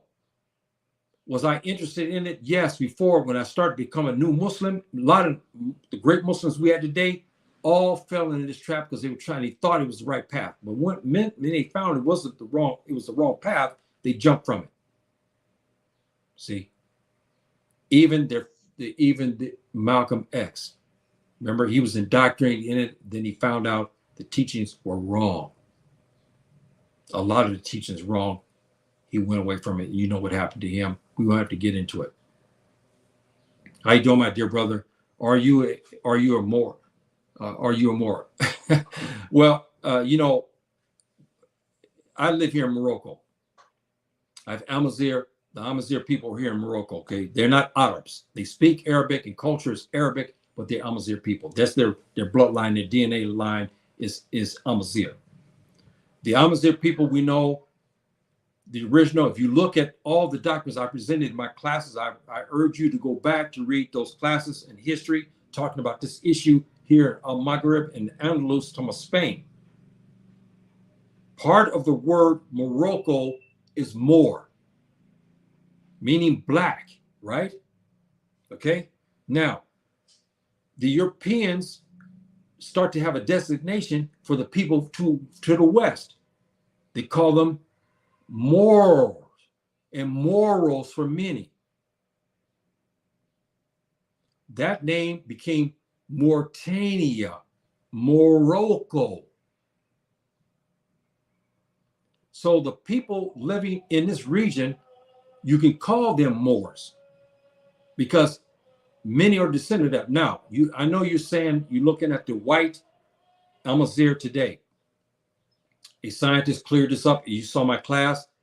He was a DNA specialist. He talked about how the original Amazigh people, the great Amazigh clans that you heard me talk about before, powerful tribes. Okay, powerful. The Zanata, the Sanhaja, Jadela, Lemtuna, Lemta, all of these, right? All of these here, they were black. They began to lighten up by the time about the 1800s because the Europeans began to come in and mixtures. And then some were already Melungeon. They began to mix. The black people begin to come further south. And you see that dividing line today. As you go to modern day Morocco, as you start going towards Mauritania, okay, the people begin to get darker and darker and darker. As you go up further north, they become lighter. Some look like Norwegians. We have Moroccans who are Moroccan, but they have blonde hair and blue eyes. So the designation of Moor is a tricky one because the people living in Morocco, they were classified as Moor. They call them that. And they called the men Moro. You heard that. I have my great uncle. His name was Moro, meaning Moroccan. That's right. Alfonso, one of the most cruelest of the kings of the Visigoths, he had a personal bodyguard who was a big black man. His name was Moro. Why they call him that? Because he came from where? Morocco. That's right. So if you say that in that designation, yes, but we have to go further on this, brothers and sisters. You heard my classes talking about this. What was the designation used for that south of Mauritania? Mauritania is in West Africa. It's not North Africa. It's West Africa. Sudan. Remember that? That means black man. What was black people called? the men in particular, Sudanese, okay? Bilad is Sudan, Sudani. How about our Fulani scholars? They had the name Yahya ben Yahya al-Sudani. Or they had even a longer name, Yahya ibn Yahya al-Sudani al-Fulani. That's right, brothers. That's right. Go look this up. One of our greatest scholars was named Ahmed Baba, but he took the name Ahmed Baba al-Sudani. And some had him where he also put in there Ahmed Baba al-Fulani al-Sudani, meaning the black man who's Fulani. This is what that's translated to. See? So Moors, yes, you're a black man, you lived in the north, you're Moor. Irrespective, because they didn't make the difference if you're a house of you came from this region from the west, Moor, Morocco, Mauritania, they designate you as moral. Moral. You're a man, moral. If you're many morals. But when you get south of in the southern part of the Sahara and go downwards, it's Sudani. And Takruni is the other word. I'm giving you other history. I talked about this in another class, but I'm trying to, those who may not have had this. I talked about these issues. So to the north, the black man's known as moral. South Sahara desert going into the Sahel, into the Savannah region, we're known as Sudani. And Takruni, that's what you call the black people. So our people in Timbuktu, University of Sangor, like this, you see names like this. Mohammed bin Yahya al-Sudani, al-Fulani. You see names like this. I'm a black man. I'm a black man. I'm Fulani, but I'm a black man. That's right. See, we had that. Okay, yes. Bilad Sudan, yes. And a lot of contention. I had one famous brother, and I'm kind of long. I'll be finishing because I want to answer the questions because people want to take time to ask those questions. I'm obligated to answer those questions for you. Bilad Sudan, I had one tell me I shouldn't even talk about it. Why? Because he said that it's not talking about blackness. We're not talking about nationalism here, Pan-Africanism. I'm a Muslim. We're not talking about that. We're talking about historical fact. What did they call black people? This is what we talk about, right? They called us Moors to the north. When you got to the Sahara, right? And to the Savannah region, and to the Sahel region, right? They begin to call us what? Sudani, because that's what they know the region as. And the other name they called us, also by the 700s, 800s, 900s, they used the term Takruni, Takrir. Remember this region, Takrir? Senegal, right? Remember Mauritania, Senegal, right there? They start to call us Takruni for designations of black man. So these are all the things, again, if you look at my class, I covered that. My surname is okay. That's okay. We were talking about Mali then. My mother's Fulani. Yes. Okay. We know there's specific names that a lot of Fulani have, Jello and stuff. We know that as well. But we also know that Fulani people adopted and had, Arabic names as well, because Arabic is the African dialect. Brothers, please. I know someone say, no, because I see the Arabs. We're not talking about the white man, the white Lebanese and the Syrians and all. We're not talking about that. We're talking about the language developed in Africa. Bottom line, this is the truth. How is it, if it's supposed to be a European language, why is Ge'ez and other African languages so related to Arabic? Huh? The African language is not related to the European languages. They're not, but Arabic is, and Hebrew is also. They belong to a family of East African languages. Ge'ez, Amharic, all those languages are part of a system. They're black. That's right, brothers and sisters. Okay, we have Sudan, my house for full D. Okay, yes. Okay, I'm not sure where that dialect. The dialect I'm learning now is Pular, but I want to learn the Messina dialect. I, out of Mali. I really, I don't know why it's so close to my heart, but it is. This is a dialect I want very bad to learn that, to learn the Messina, because many of our greatest warriors, scientists, and whatnot, even the doggone people who charted the inner space, you heard me talk about that, they used the Messina for Fulde dialect. That's right. See, I want to learn this. I know hardly people know why speaks it today, but I still want to learn it. I don't know why, because I have heritage in Mali. I have doggone heritage and Fulani heritage in Mali. But that Messina dialect, for some reason, it sticks to my heart, brothers and sisters. You know what I mean? You know how you have some things that you want, real bad, like a car. You see a car one day, oh man, I want that, and it stays with you. The Messina dialect, because as I start to learn about the Fulani community, I keep seeing Messina dialect, Messina for Fulde, Messina for Fulde. I keep seeing that, and I see all these great empires. I see this dialect being used, and it's stuck with me. I don't know why, but I really want to learn that. I think Ethiopian sounds nicer and is older. Yes, but I'm going to tell you something else too. Look at the Zulu down in the South. You talking about a language that is melodic, is very similar. All the African languages are related, but the Zulu is also very beautiful too.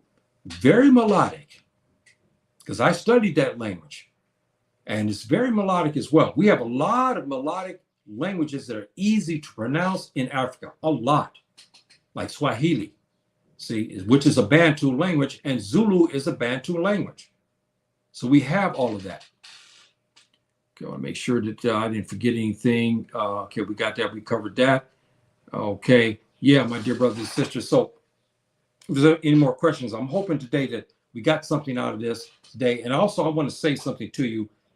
I found out that many people who have subscribed to me have had their subscriptions removed. I didn't do it. And I complained bitterly to YouTube about this. I'm not the only one. There's other, I don't want to mention their names, complain about the same issue. They're all black folks. It's funny, isn't it? And all of them are pretty well noted, and they, on YouTube, and they have well more than I have. I'm under 1,000. These guys have, some got 100,000, 50,000. Now they're starting to find people starting to contact and telling them their subscriptions were removed. And one guy in particular was on YouTube. He was so angry. He had thousands and thousands of subscriptions removed. Somebody in YouTube better get off their butt and start to find out what's going on. Because same way with me now, I found that many people who subscribed, they had their subscriptions removed. And for example, I had people at my house who subscribed. Okay, we did. I wanted to see what's going to happen. They subscribed. 1 hour later, their subscriptions were removed. They didn't do it. So somebody in YouTube is watching us, and they're going after us. And then they see our subscriptions, and they begin to remove the subscriptions. So when you go to subscribe, you have, say, 1,000, for instance. You wake up the next morning, you find out that, 10, 12, 14, 15 have gone. Then when they contact you, tell you, I didn't remove the subscription. Somebody's doing it. See, and I complained today again to YouTube, say, hey, what's going on? Why are you doing this? Why? I had one gentleman write me, he said, he thought I left YouTube.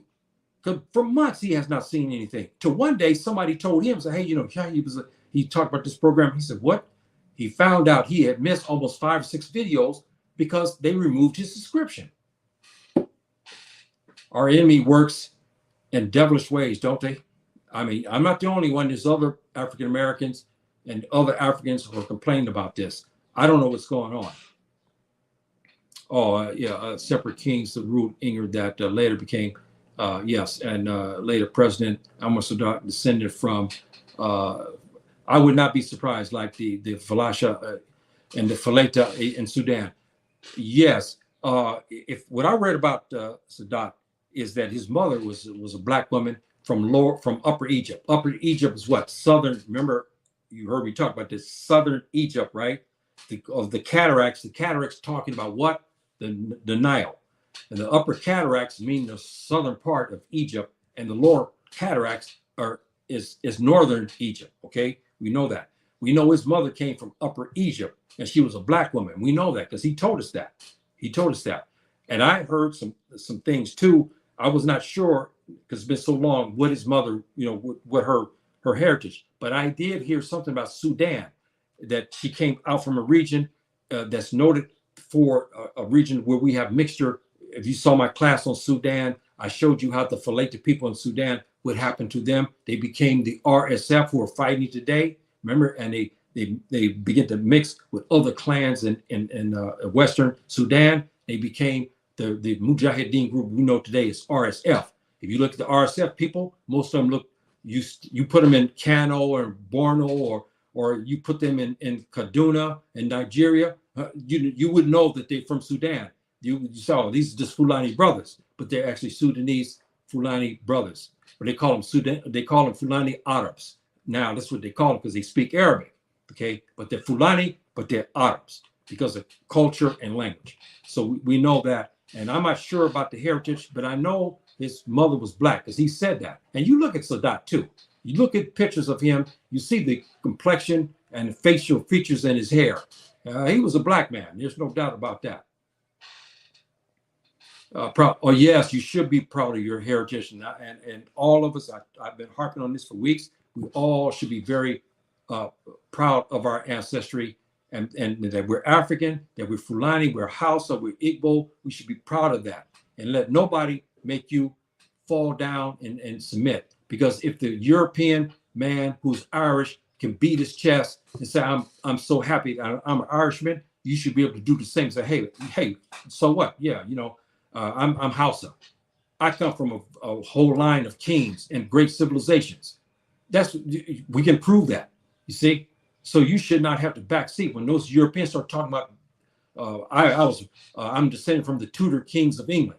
You say, hey man, look, hey, I'm full of.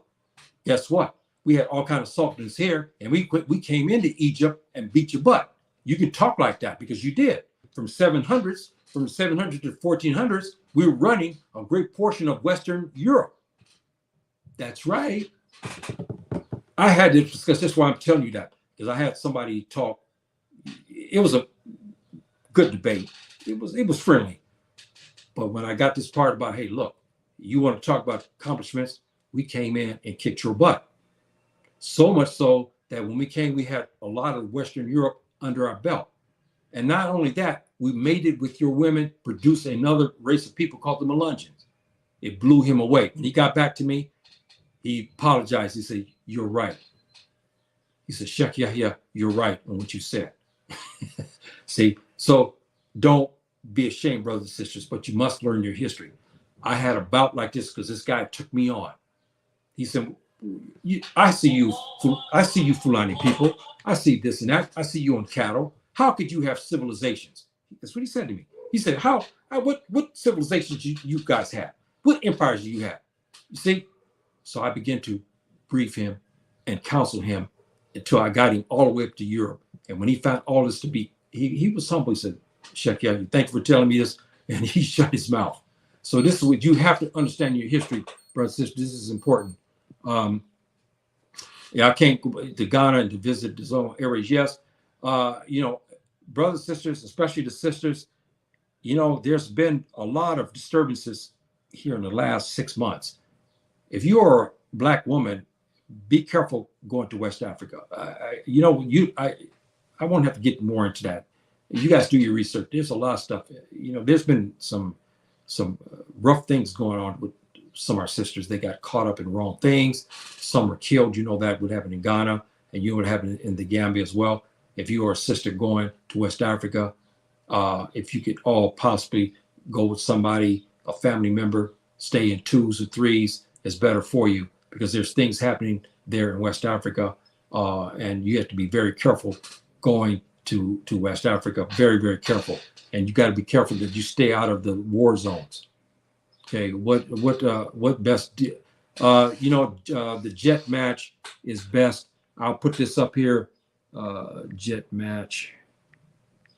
Jet match is the best You have to have a DNA test with the other ones, 23andMe, and what's the other? My Heritage and Ancestry. Then you take your DNA and send it to JetMatch, right? JetMatch does an in-depth analysis. That's what they did with mine. I had African Ancestry, which is a Black-owned DNA company, very expensive. They first told me I was Fulani, and then they gave me Mende, Mendinka as well, and Kapele. Those are the four, but the major is Fulani. When I got to JetMatch broke it down beautifully for me, all the way to where it showed me that my ancestor on my mom's side, that I had a great ancestor who was a Nigerian, Nigerian Fulani that went to Guinea, Conakry, Guinea-Bissau. Okay, from Guinea-Bissau up to Mali, and then from Mali into Morocco. That's right. See, so this is what you can learn from your JetMatch. I would suggest to all you, if you want, get with them. The late, the great, historian related relation to the King Suleiman. Yes, it possibly could. There's a lot of contentions today about the phobic community. Some said Europe, some said Iran, some say India. My contention is that it's Africa because of the writing systems and what we have incorporated. Even Polaco, you look at Polaco and look at the mystery systems, their virtues, the 10 virtues, okay? And you look at Polaco, it's similar. We came out of Egypt, no doubt about that. Now, we might have descendants going there, but our DNA does not take us into Jazeera Arab as we know it today. It takes us back to Africa because we have the LO1, LO2 series a lot on the mother's side. And that is germane into Africa. That LO1, there's LO1, LO2, LO01, A1, all these are germane to Africa, all the way down to South Africa, and they're usually with our maternal sides. So that is contention. I heard some Fulani say the same thing. I'm not going to debate that with you because there's a lot of DNA scientific evidence. I know one thing I can say is Egypt, because our writing systems, brothers and sisters, our language systems, and everything like that, we took a lot from there when we left there. Look at our writing systems in particular. Those writing systems had to be developed in Egypt, and Egypt was first, well before the Jazeera Arab. And Jazeera Arab got their writing systems also from Egypt, ancient Egypt, Kemet. And we know also, like Suleiman says in the New Testament in the Song of Solomon, he says, "I'm black but comely." Remember that? He says, "I'm black but comely." And we know his relationship with Sheba. Remember her, what he called Queen of Sheba? And they had their first son called who? Menelik. I have a son named after him because I was so mesmerized by this love affair between Suleiman alayhi salam and Queen of Sheba, what we know as Sheba and Makeda.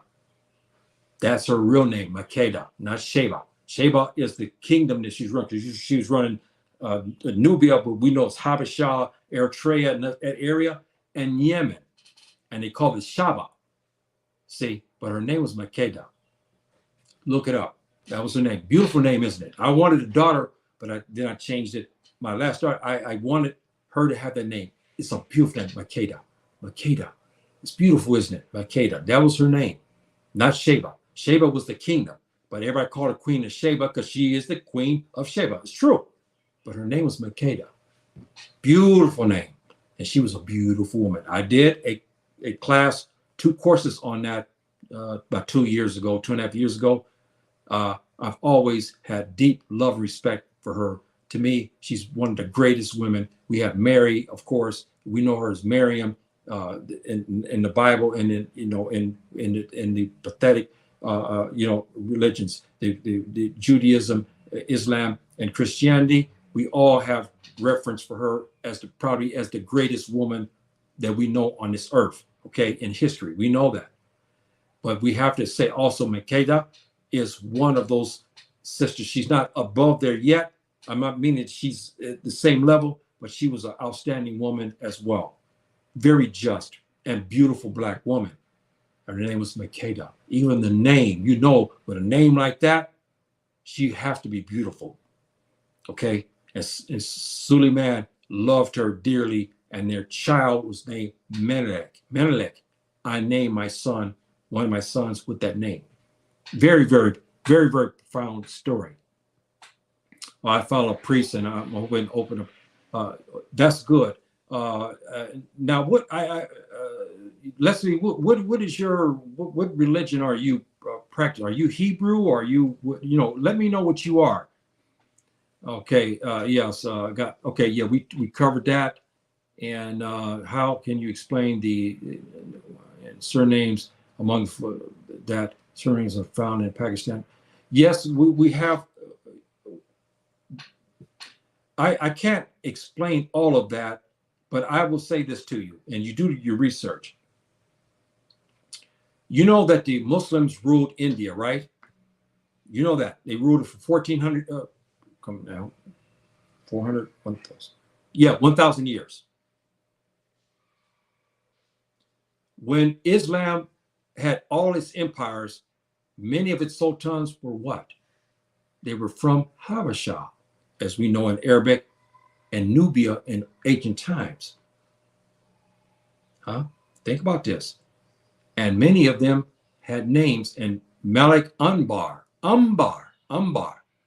is one of the greatest of all sultans of India. He was originally from East Africa, from the Nubia region. What did men do when they go into an area and conquer it? What did they do? They mate the women, don't they? So possibly these descendants moved to these areas like Afghanistan and Pakistan, because it's right around the corner, right?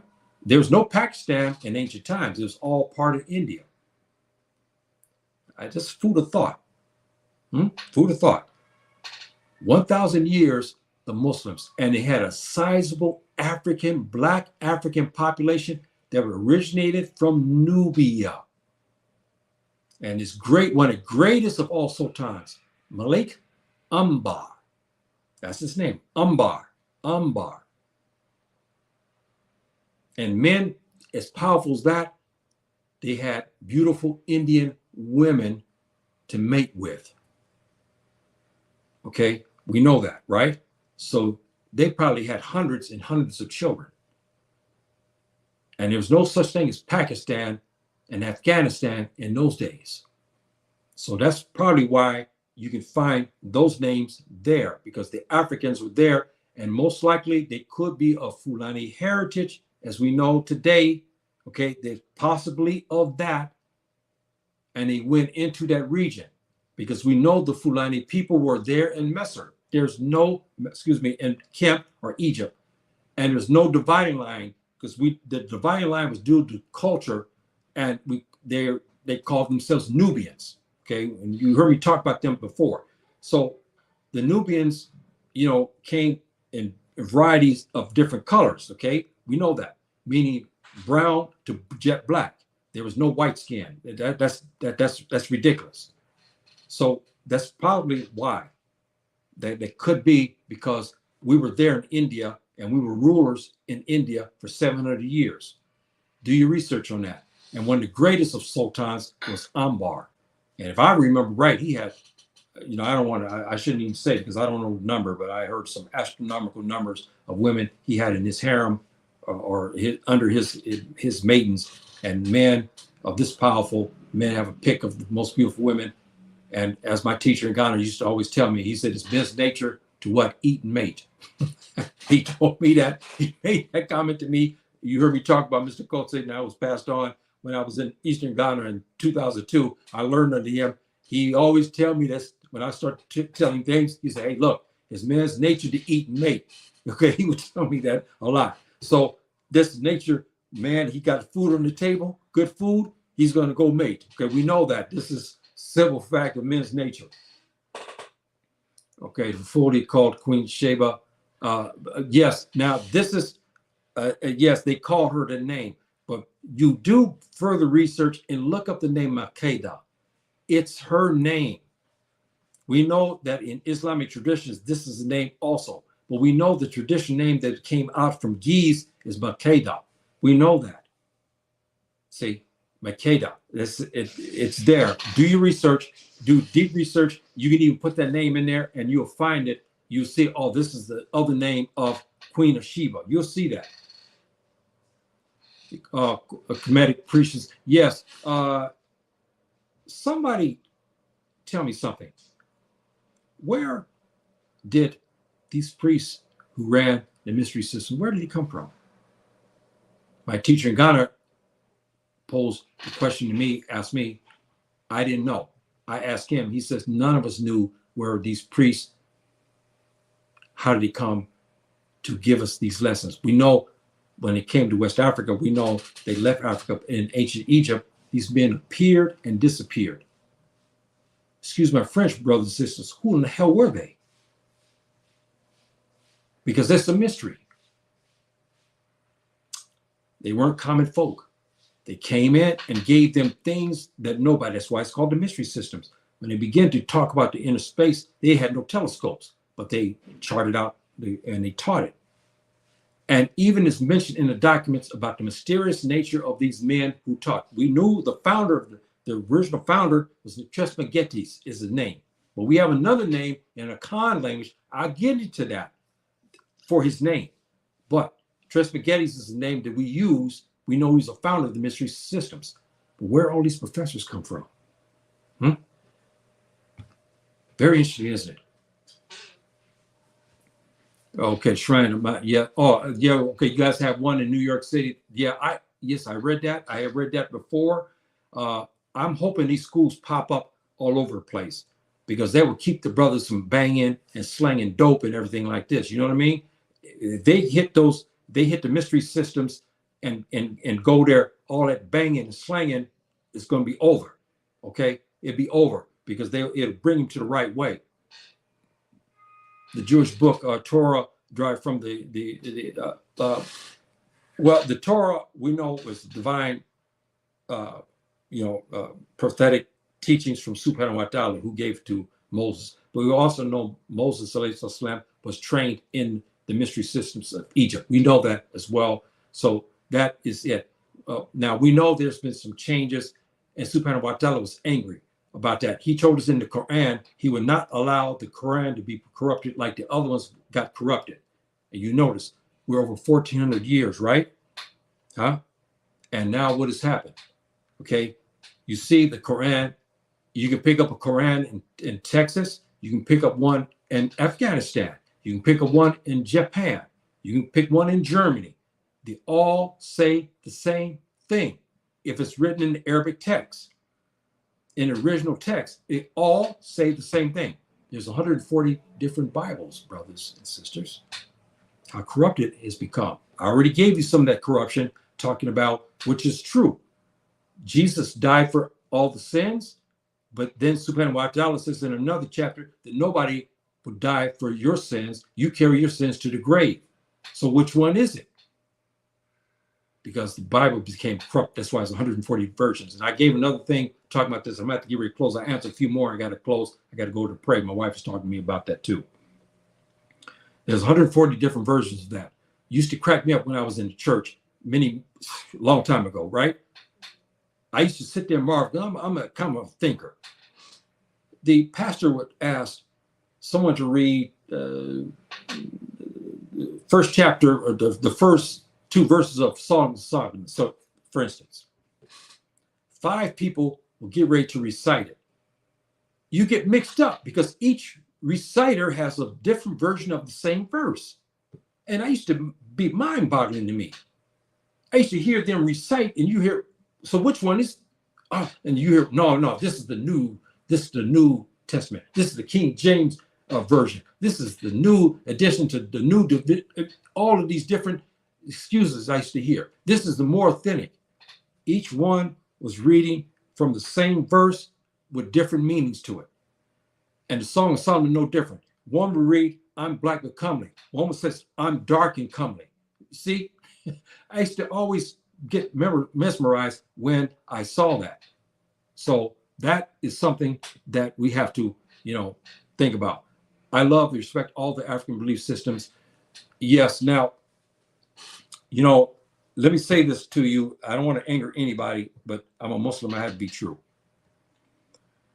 The African mystery systems were not and did not promote Jujuism, Obia, Orissa, Ifa, all that. Those are aberrations that occurred when the Africans left Egypt and came back they opened up West Africa and they developed these aberrations into religion.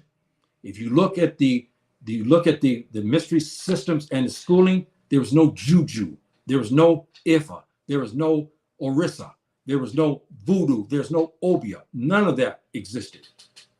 See, so there's aberrations.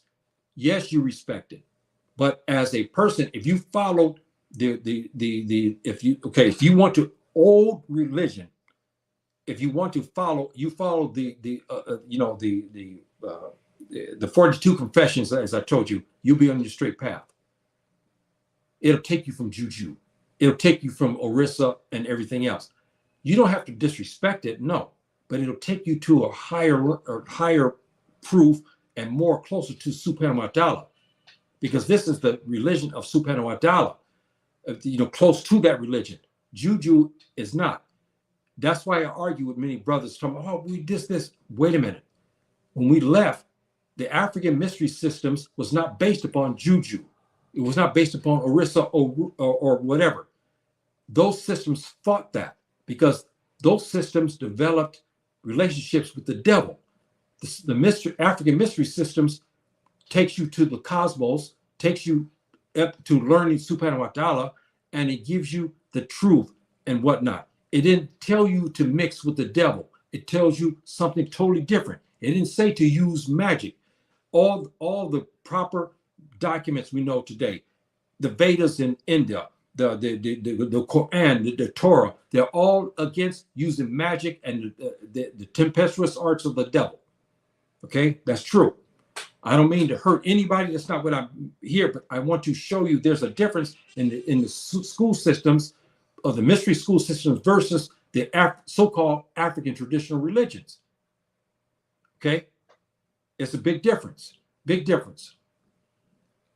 There was a full Torah, Mount Sinai deviated from the cause and as a prior to Judaism. Okay, that may be. I don't know about this particular story because there's a full of history is major. So there's a lot. I'm not aware of this particular thing at all. So I can't really give you a full answer to it because I do not know about this particular case in itself. But you can enlighten us about that, and I could do research if you want because I haven't heard about that. The Torah, equals to beg. Okay, Torah. Okay, what dialect is this in again? This is in I think the dialect you told me earlier. I'm not sure what I'm looking at the thing there. You told me there was a dialect here that somebody wrote. I don't know if it was our brother here, the Caliph. I don't see it here. Oh no, wait a minute. No, that's not it. No, okay. I can't find it right now. Okay. There's a lot of particular histories I do not know. There's a lot, because we don't know everything. And there's a lot of circumstances that happen, perhaps I don't know. But when you start talking about things from the 700s to the 1800s and talking about things that happened directly out of West Africa and North Africa in the sense of coming out of Egypt and then going into Spain, I have a lot of knowledge on that. But even there's some stories I find that I learned and I'm mesmerized by it. I just not learned it. You know what I mean? So we don't know everything. That's why we all can learn from one another. Voodoo and Kemetic is no.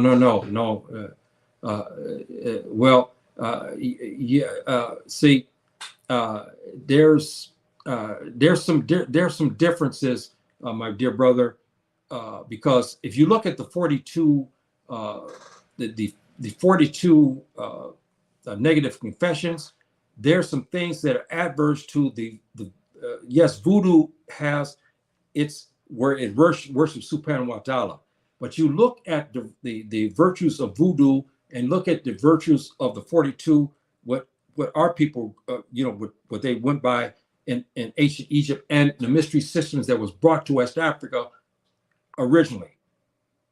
They differ. There's differences in that. This is what I'm saying. Okay, I'm not telling anybody that they have to follow what I say. I'm not. That's not. We're talking about historical things. We're talking about comparisons, and I give you those comparisons. See, if you look at the 42 negative confessions and look at the virtues of voodoo, you start looking at there's 42 confessions. Start marrying up to see how they measure up. They're not the same. They're not the same. Jerry Toro, Hersey, Slaughter. Okay, you giving us names and the again, I don't know what dialect that you're using. I'm not sure what the dialect. I'm curious. I'm waiting. I had one brother 7-8 months ago appeared on my show who spoke the Messina dialect. He wrote me, and I was so happy. And after that, I don't know what happened to his email. I couldn't find it no more. But because I was asking about names of Sawadi and so forth like this, and Sani, right? We talked about that. And he said, yeah, he knows this coming out from, especially Sawadi comes out of the Messina dialect. And you know what I feel about Messina, Fulfilled dialect. That's my baby. That's my love. I love that dialect. Pular is good, okay. The Sudani, Fulfilled is beautiful too. But that Messina, hey, that's my baby. I love that. When I hear the name Messina Fulfilled, it just, you see how I jump up like somebody's giving me something? That's how I feel when I hear Messina Fulfilled. You know, I can be over here eating a hamburger, a good hamburger, a halal hamburger, of course, or I'm eating some food here and somebody say, oh, this is Messina Fulfilled. I drop my food, everything to listen. I'm joking, but you know what I mean, how I feel about the Fulfilled dialect. I love it. Okay, yeah, late I found bones amount sign and cows bones that came. Yes, that's true. Because we know they went in there and we know that there was going back and forth. There was no boundaries, brothers and sisters. The boundaries are put by the Tuba. But we didn't know no boundaries. There was no custom immigration agents sitting at the border asking you for your passport in those days. There's no such thing, right? So people came and go. Yes, they may be, you may be talked to, but there were some forms of passports used in ancient times. I read this before too. It mesmerized me. They found like documents where people they would carry these documents to say who they were. Because remember something, they was using the Kemetic script. That's right. See, so that's something else you can research. They didn't have the border guards, and they have border guards to watch out for the enemy, and they watch the people come and go. But there was no such borders as we understand it today. Okay, the confirmed voting narrative that confirmed. Yes, we know that. I still contend. I say this. I know I have brothers and sisters tell me, no, we come out of the Middle East. We came out of India and places like that. I'm not going to, fight them on that. Only thing I can say is they came to Egypt because we came out from Egypt and we came to the West because we have too many close relationships with the Amazigh. We know the Amazigh, they were the Mozab people. The Amazigh people and the Fulani people are very close. So how could one come way out from India, from some other place, and the other one comes out of Egypt, and we almost have very similar cultures? And the language, there's some a lot of similarities between the two. So much so, if you go to the western corridor of the Sahel, if you Fulani, you most likely have some Amazigh DNA as well, like I do, because of the close relationship they have. We came from ancient Egypt together. There's no doubt about that. There is no doubt. Now, some are saying, well, yes, but we came through the Middle East. We know Jazeera Arab, and then we came to Egypt. I can't contend that. I can only say I know we came out of Egypt, and that's what I know because we have too many similarities. That's what I know that I believe truly we came from there because there's too many similarities, things that we took from there. It's just too many. See, it's just too many similarities. Africa's the truth has always prevailed over everything, but we know God naturally. Others do not understand. Yes, that's true. And they hid this. They destroyed that. Why do you think they destroyed the mystery systems? Why did they destroy the Islamic systems when the 1800s came? When they started to colonize, they destroyed everything and gave us Tubac culture and religion, right? And told us we're supposed to practice even Islam according to what they tell us. See, we were punished when they colonized us. We lost a lot of our knowledge. Our greatest people were killed and enslaved. Many were exiled and so forth and went to hide in the desert. But now we're starting getting this back again, right? So it's starting, the knowledge is starting to come back. Okay, I got a few more and I got to go here. I don't feel disrespected. Okay, thank you, my dear sister, because that's not my intention. We're talking about facts. We're talking about things of history, and I'm just giving you something for you to do your research. And so I'm not here to disrespect anybody. If somebody's Juju or somebody is Orissa or Ifa, I'm not trying to, but I'm giving you something to marry up, because you want to say that the African mystery systems incorporated voodoo and obeah. I'm saying it did not, because the 42 confessions in itself shows that they're adverse to many of the beliefs of that, because those beliefs, if you look at today, and they're aberrations. They might have came originally out of the African systems, true, out of the mystery systems, but then they begin to deviate as men do. Okay, people begin. What happens when a student goes to school, right? He returns. He goes to Saudi Arabia to learn. He comes back to Ghana. Yes, he keeps what his teachers taught him, but then he began to develop his own way, don't he? This is what has happened. So people took religion and went on and start to practice other things. That's what I'm saying, and whatnot. I don't know about Juju. Yeah, well, it's a traditional African language, but you can study it. I've studied a lot of languages before because I want the information. It's not that I wanted to go to it, no, but I want to learn about that, because you should know about something. That way you can guard against it if this is what you want. See, and so what you will have, because then I can discuss that. If my son comes to me and say, Dad, look, what about Juju? What about obeah? I can discuss that with him. And my grandchildren especially, they have questions, okay? You understand? I want to be able to answer that. They ask me, Dad, I heard, Granddaddy, I heard this. Granddaddy, I heard that. I'll be able to discuss that. I don't want to sit at the table and tell them, no, I don't know this. Daddy, what about this? Granddaddy, how about that? And I can't answer that. That's not good. That's not me. I don't like that. I plan on learning, but okay, yes. Thank you. Do your research. There's the best learning is when you uncover things on your own research, and then you get people along the way to help you. This is the best. Never wait on anybody. That's one of the models too of the mystery systems. Never wait. That's why it says the ability to learn. The ability to learn doesn't mean you sit on your rear end. You know what I mean? You sit and wait for people to give you your food. No, it teaches you how to learn and to get that knowledge, because you have to earn it. You're not going to sit on your rear end and take it. You got to earn that knowledge, because that's how subhanahu wa ta'ala works. Okay, Sarah, Samba. Yeah, Samba. Okay, it's also fulfilled the boy's name. Yes, Samba. Yes, it is. Samba, there's that scholar. I always like that brother. I listen to him. He has a name Samba in Nigeria. I like him. I know that name. Yes, Samba is a fulfilled boy's name. Through tradition, it can also be passed on to girl. Yes.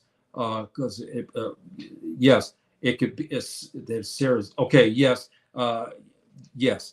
I know of a scholar with the name Samba, because when I saw the name, I know him. I see his face right now out of Nigeria. I know this name, a scholar out of Nigeria with this name Samba. Yeah, so I know it's because he's Fulani, no doubt about that. The Amazigh are extremely mixed. Yes, we know that. That's true. That's why I said the Western Corridor brothers, you look at Tekrur, Takrur, okay? Look at that region. We know Amazigh, Fulani, Senike, okay, Bambara were there. We know that. And they all mixed in cultures and so forth, to the point, because everybody was black, you didn't know who was Amazigh, who was Fulani until they spoke, and who was Senike. You didn't know who was who, because that was a melting area. That's why they begin to call the black people coming from that region Takruni, because they didn't know who was Amazigh. They just said, where are you from? Takrur. So they don't know if your daddy was Amazigh, if your dad was Senike, or even Sire. They didn't know. So they said, oh, Takruni, you're Takruni. Yeah, that's where my region, because it mixed, you see? So that is again, the education thing I'm giving you right there is another name we call black folk on the west, in the southern western part of the Sahara, right? Takruni. Takruni was the name because of the mixing that went on. Amazigh, Senike, Fulani, and Siri people, those four in particular, they're all were there, and they begin to mix cultures. My daughter married a Senike boy. My grandson marries a Siri girl. You see, this is why this Takruni became Takruni, and they called everybody from that region because they didn't know who was Fulani, who was Amazigh. They didn't know. They just said, okay, you from Takruni, we just call you that. Because you would say, yeah, my mom is Senike, but my dad is Siri. My grandfather is Fulani. My grandmother is Hapular. You see what I mean? That's how it was. And it was very mixed. Okay, then we got here, the Amazigh are, 20, oh yes, farmers that back, oh yes, yes. The Amazigh people, before they became Amazigh, they became Mozab. And I can write that down for you here, Mozab. You can look it up. They came out of ancient Egypt. And this is the name here. Before they became Amazigh, they were the Mozab people. They came out of ancient Egypt. So that is the name that you should look up, because I found in my DNA Mozab, and I told the story about that. I didn't know what that was. I thought Mozab was Mozambique. That's what I thought. And then when I researched it, what? Mozab people came out of ancient Egypt? I was shocked.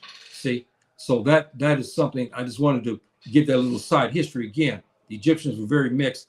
Yes, they became mixed because you had the influx of the Europeans came in there. But you notice something, and still today, when a lot of the Europeans began to come into the region, right? What happened? The black people started to go further south, and it became less mixed. This is why the Lower Egypt, we understand Lower Egypt today is Upper Egypt. Okay, I mean, it's Northern Egypt, and Upper Egypt is Southern Egypt. You know that. You look into the Southern Egypt today, you see black people, because I have heritage there. The people, the Said people, okay? They are mixed people. They're mixed Amazigh, and they mixed with the Fulani people, right? This is the mixture they have. They've always been black. They have never been white. Yes, the whites from the north moved down there, but the original people from their region, they still today are light brown skin to jet black. That's right. And they've always been black. Said people, do your research on them. And there's others in that region too. That's why you have black, they call black Egypt, because the black people went down south. The ones stayed to the north, intermixed and kept intermixing. The Romans came, the Greeks were there. Then in modern times, the Romans came back during the Islamic period, and then before the Muslims threw them out. So they had been mixing with Europeans for centuries upon centuries. Of course, the people will be different because of the mixing that's going on and stuff like that. So that is a simple fact. I don't think the West Africans come from Egypt. We shared you. No. Okay, let me tell you something, my dear brother. You got to go back to a name. You have to go back to some DNA. You look at, there's a E1B, I believe it is. There's a DNA code that West African men a lot have this code, E1B. The women have LOA. Those are ancient Egyptian. I gave this class. You got to go back to, I don't know which one it is. I do so many programs. Here about a month ago, I talked about this. I showed a DNA chart. I showed this to show you that ancient Egyptians were black folk, and they did come to West Africa. Secondly, to your point, The West Africans have a writing system that they always had. Don't let the Europeans tell you, when I came, I gave you a writing system. Bull BS, you know what I mean? Okay? We had a writing system. That writing system disappeared. When the Islamic system came back, we began to adapt that writing system again, because the Arabic is no different, because it came out of the same system of Egypt. How did the West Africans have that? You got to look at my courses. I can't give you the course again. You got to go back and look at that tape. I gave you the evidence of the names of all the scripts. Look at them and measure them up with the hieroglyphics of Egypt. They came from West Africa. There's no doubt. And then look at the DNA evidence. I gave you the evidence in the class 2, E1B and LOA and L1A, and there's L2A and all that. There's many. West Africans have that. My mother is LO1. So wait a minute. I can't, what, my ancestors were taken as slaves, right? My ancestry, I have Mozab, Egypt, and I have Fafurde also. LO1 is my mom's. So how can it be? Huh? Ancient Egypt. My family came out from ancient Egypt. So I'm sorry to disappoint you in that regard, my dear brother, but you look at my tape, I gave you the evidence. And not just by talking, I gave you the physical evidence. You got to look at, I don't know which one it was. I can't remember which, here a couple of weeks back, about a month ago or so, I did a class on that. Libya used the same, like the river. Yes, Libya, they did. And there's a long history about so-called Libya before it became Libya, okay? We know that. And of course, you know that when they found the skulls and they date the carbon dating, and they found the skulls to be African, Black African orientated, not European, because you look at the Libyans today, you see them as white-skinned. Don't go by that, okay? They don't go by that. Okay, I have a brother called Amadou from Sierra Leone. Yes, okay, there we go. Amadou, yes. Sarah, yes. And there's another name also to this, my dear brother. I just can't recall it.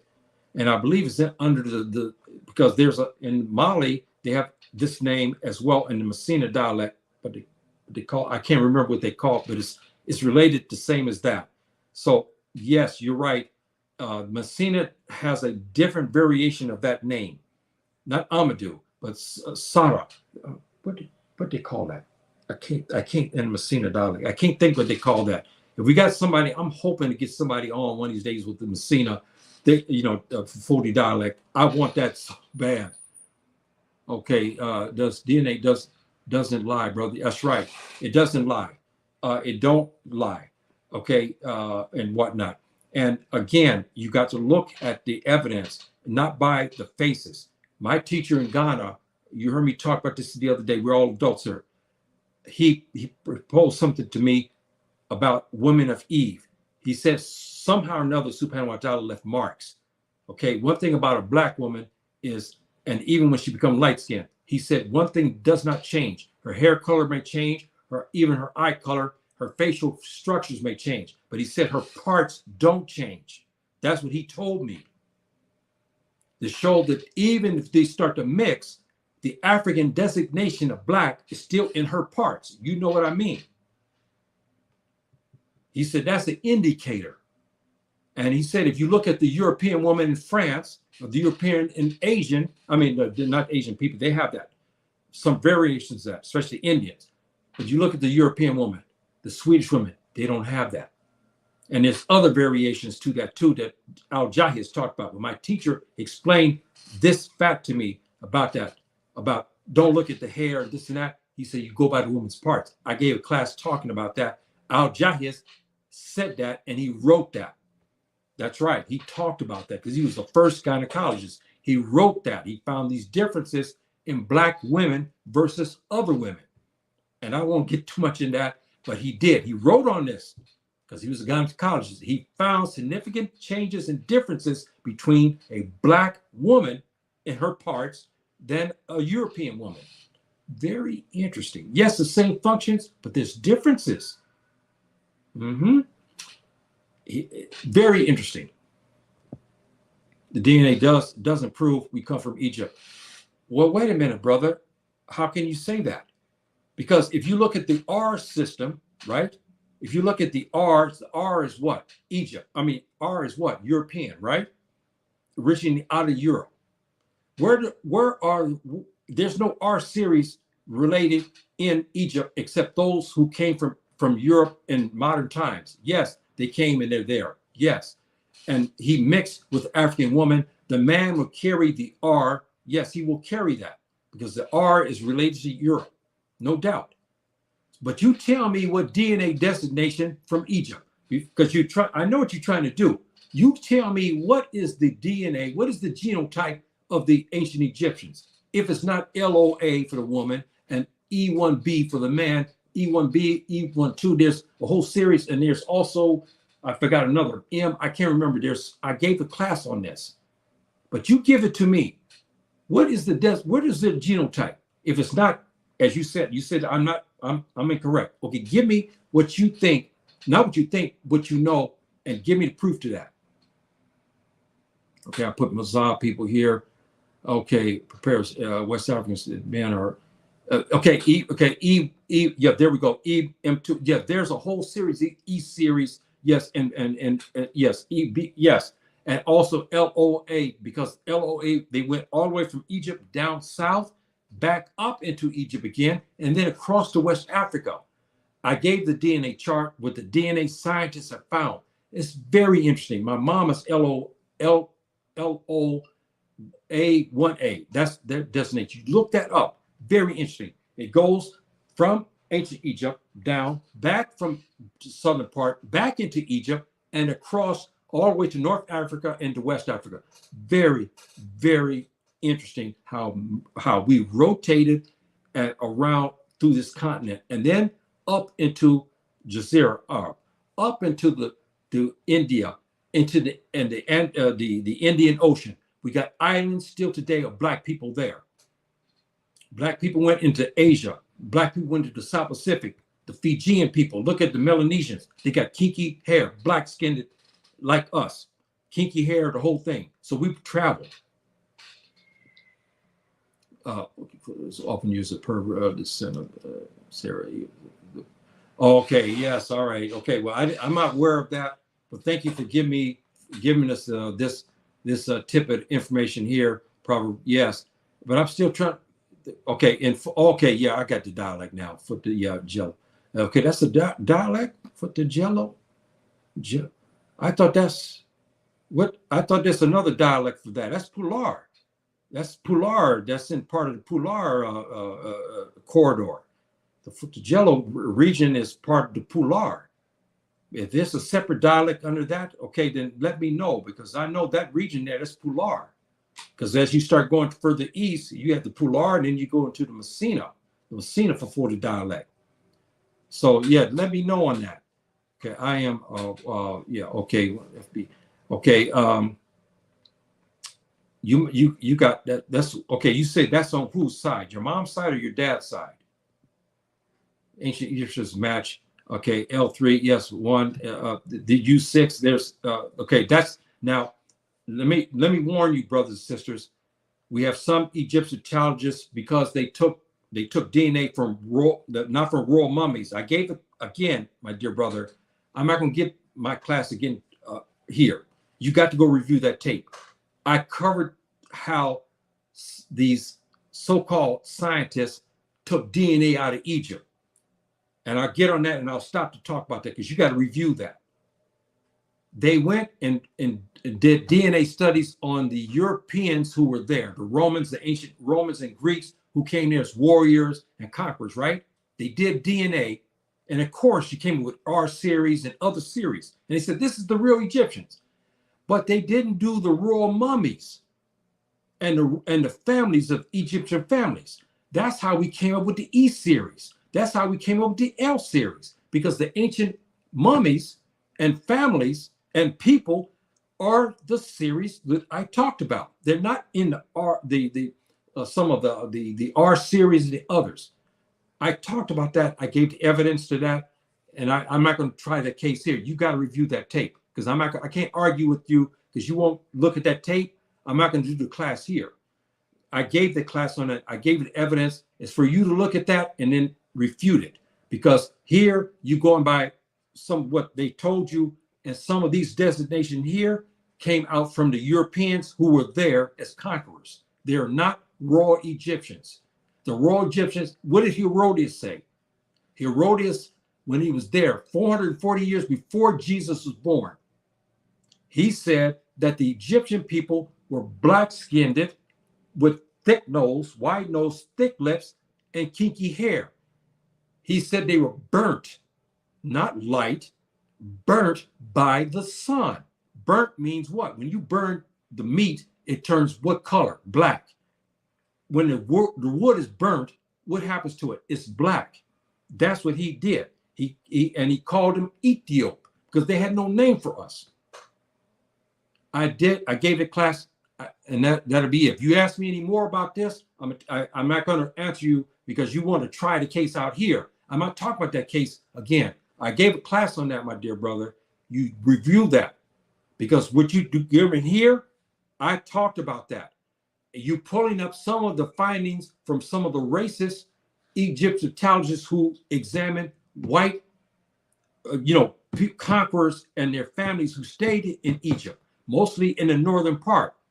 Yes, their DNA would be different. They're not real Egyptians, because Herodias, who was European, he said the Egyptians, when he came there, they were black. The real Egyptians were black with kinky hair, thick nose, and all that kind of stuff. I gave the evidence to that, but I'm not going to try it here because I gave that. The Africans founded Egypt, yes, yes, and the Europeans came, no doubt, and then the interlopers who mixed began to come in Egypt. Everybody began to come to Egypt. Another influx of black blood comes into Egypt. That's why Egypt became very mixed. But one thing we do know, that the DNA became pretty consistent. We know the LO series and we know the E series were very consistent with ancient Egyptians. Those DNA samplings followed us to West Africa and followed those West Africans who were enslaved into the Americas. That's right. See, that's right. Okay, they found, yes, they found, yes. That's what I was trying to tell our brother Streetwise or whatever his name is. I was trying to explain that because we have to be very careful when we look at the racist Egyptologists. They'll give you DNA from all these others because they're Europeans who were there. They did not examine the royal mummies. And on top of that, Sheikh Diop, he had a melon test. He tested the Europeans and they gave numbers. He tested the royal mummies and the Egyptian people. They had black skin because the melon test designated that.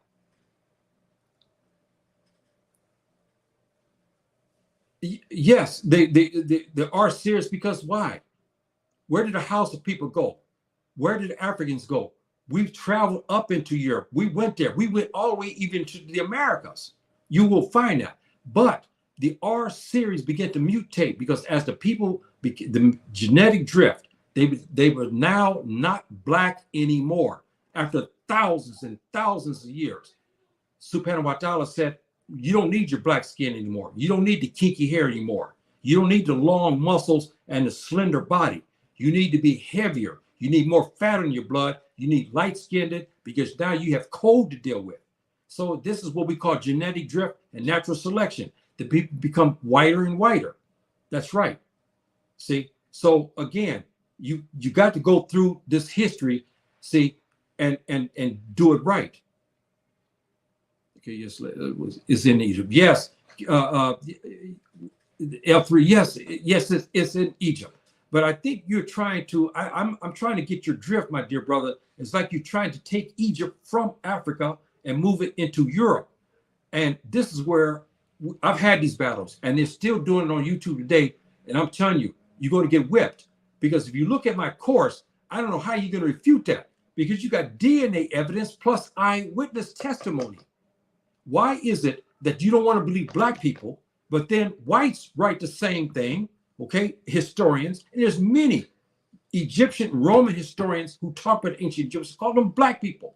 And one of the names they used a long time ago to designate the black people, they used the word Moor and Niger. That's not Niger. Okay, Niger means black in French and in the Western languages, right? These are the names they have for us. See, so this is why I'm saying we got to be very careful. Elders based in Ethiopia.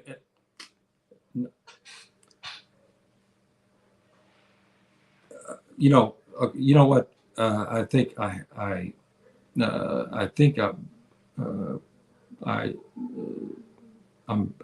had it.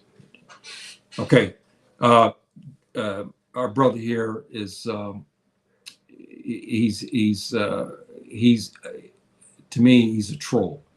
I've been very kind to him, very patient, and now he's telling this, and he didn't even look at the evidence that was given, and he keeps saying it's based in Ethiopia.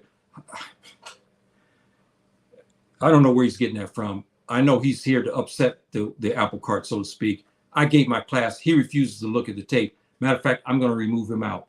I've been very kind. I'm going to block him out. I've had enough. He doesn't need to be taken up more time. What he just said here is based in Ethiopia, not Egypt. He's a troll. I'm finished. I don't care if he's unsubscribed. He can do that. He go to the other stations. I'm not going to play his game. I gave evidence, and it's over for him. I mean him. It's over. Okay. How you doing, my dear brother? Thank you for showing up here. I'm very late today. My wife's looking at me because I got to go pray pretty soon. Yes, but you're a busy man, my dear brother. You're a very busy man. I understand that.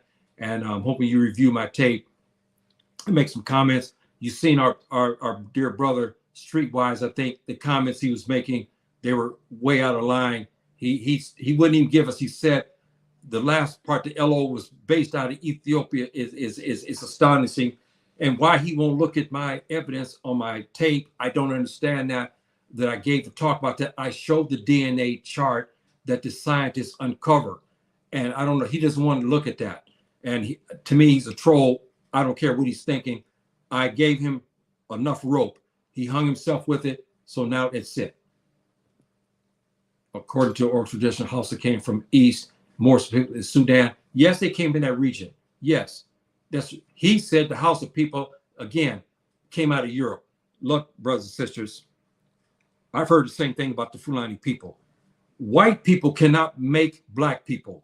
I'm telling you, look at all the genetics. I don't care how emotional you get. You got to look at the genetics. Black people, because we're the first ones, we can produce whites. That's right. And we did it. Because when we were black, we began to go way up to the north where it became cold, right? We began to produce lighter skinned children because we got away from the African sun environment. White people didn't leave Europe and come into Africa and start producing black babies. That's impossible. They cannot. We can, they cannot. See? And this is what I tried to get at. So when somebody comes on a show like this, he must think I'm some young punk around the corner to throw that stuff out. I studied, look how old I am. You think how many years I've studied. And I studied under good teachers and professors. And plus over the years, and plus the knowledge that I got from Subhanahu wa Ta'ala. And we know about genetic drift. We know what happened to the Africans when they began to go to the north. Even Herodias said the same thing. That's why this guy Streetwise, he's a troll, as far as I'm concerned. Herodias said the same thing. He found black people in ancient Iran, as we know today, black-skinned, little light complected. He said a lot of the tinge of black was gone, but the hair was not as kinky, and their nose became more straighter, and the lips were thinner, but they were still black. Because they left Africa after hundreds, maybe 1,000 years, they became different. See, this is what we know. This is what we know. This is proven. Games of Thrones is based on African empires fighting while the white folk come to. Yeah, I know of that game. I don't follow because under Islam we are forbidden for that because we know it to be devilish, because anybody who plots to have people fighting, we have a word for this. We call this ketatin, and ketatin will send you to the hellfire. Ketatin is like, I'm sitting here. Say we got our dear brother Marcus here, and see we have our dear sister Leslie over here, right? Ketatin will be, I try to sow the souls a receipt because I want to control you both. I go in the middle. So I go to Leslie and say, guess what Marcus said about you and your clan and your country? See? And then I go to Leslie and say, guess what Marcus said? Oh man, I can't believe he said this about you and your husband and your family and your kinfolk. You get mad and you go start to go at it. Based on my treachery. We call this ketatin in the Islamic Sharia. Ketatin. It's a grave sin. It'll send you to the fire. There's no hesitation. You're going to the fire for that. The genocidal racists are good at that. They know how to get in between. They've been doing that for how many years now? Since the 1400s, getting in between Africans, going to Marcus, telling him one thing. Then he come over to tell me another thing about what Marcus said. And then he goes to Marcus and he said, guess what Yahya said about you? They've been doing this for a lot and causing friction. Yes, he's out of line. Yes, some people need to respond and not. Yes, I will not stop anybody from making comments. I want everybody to come, but I said you give me my evidence. Remember we talked about this system, and I'm going to cover this again too. We have a system in Africa. We know this, and we got away from this. And I talked about this the other day. Remember we were talking about incorporating something even outside Africa, because in Africa we're recalling our elders Baba, our respected scholars, and our wise men, and our loved ones, and our uncles, great uncles, good people. Okay, we call him Baba. Our patriarch, who's my cousin in the Gambia, he has a name, but I call him Baba out of respect and love, because I listen to him. I need counsel from him. I ask him questions, just like I did back in 2002, because I had another elder Baba at that time by the name of Mr. Kotse, then Eastern Ghana. I call him Baba because he gave me a lot of information. This is the tradition that we have. We lost it in America. It's not their fault, because what the Tubab has done. But I'm asking now for us to carry back those African traditions back in the Americas, because we have a lot of disrespect for our elders there. You know that. We got punks on the street, see an elder black man, and he'll call him any, it's a word, and go shoot him. Or he may drop some groceries, and they say, this old, bastard, look at him. We lost all that. See, we lost all that.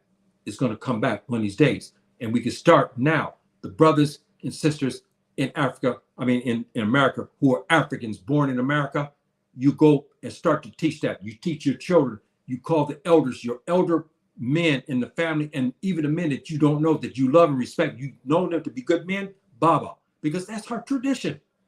That's our tradition. That's what we do. That's right. That's our tradition. And when you start doing that, we'll get rewarded for that, because there's a great reward for honoring our predecessors. It's a great reward, a great reward. So much so, look at Islam. Look at the mystery systems. The mystery systems, they stress a lot of the care and respect among human beings, especially among the parents, of our parents, okay, and our predecessors. We've lost that.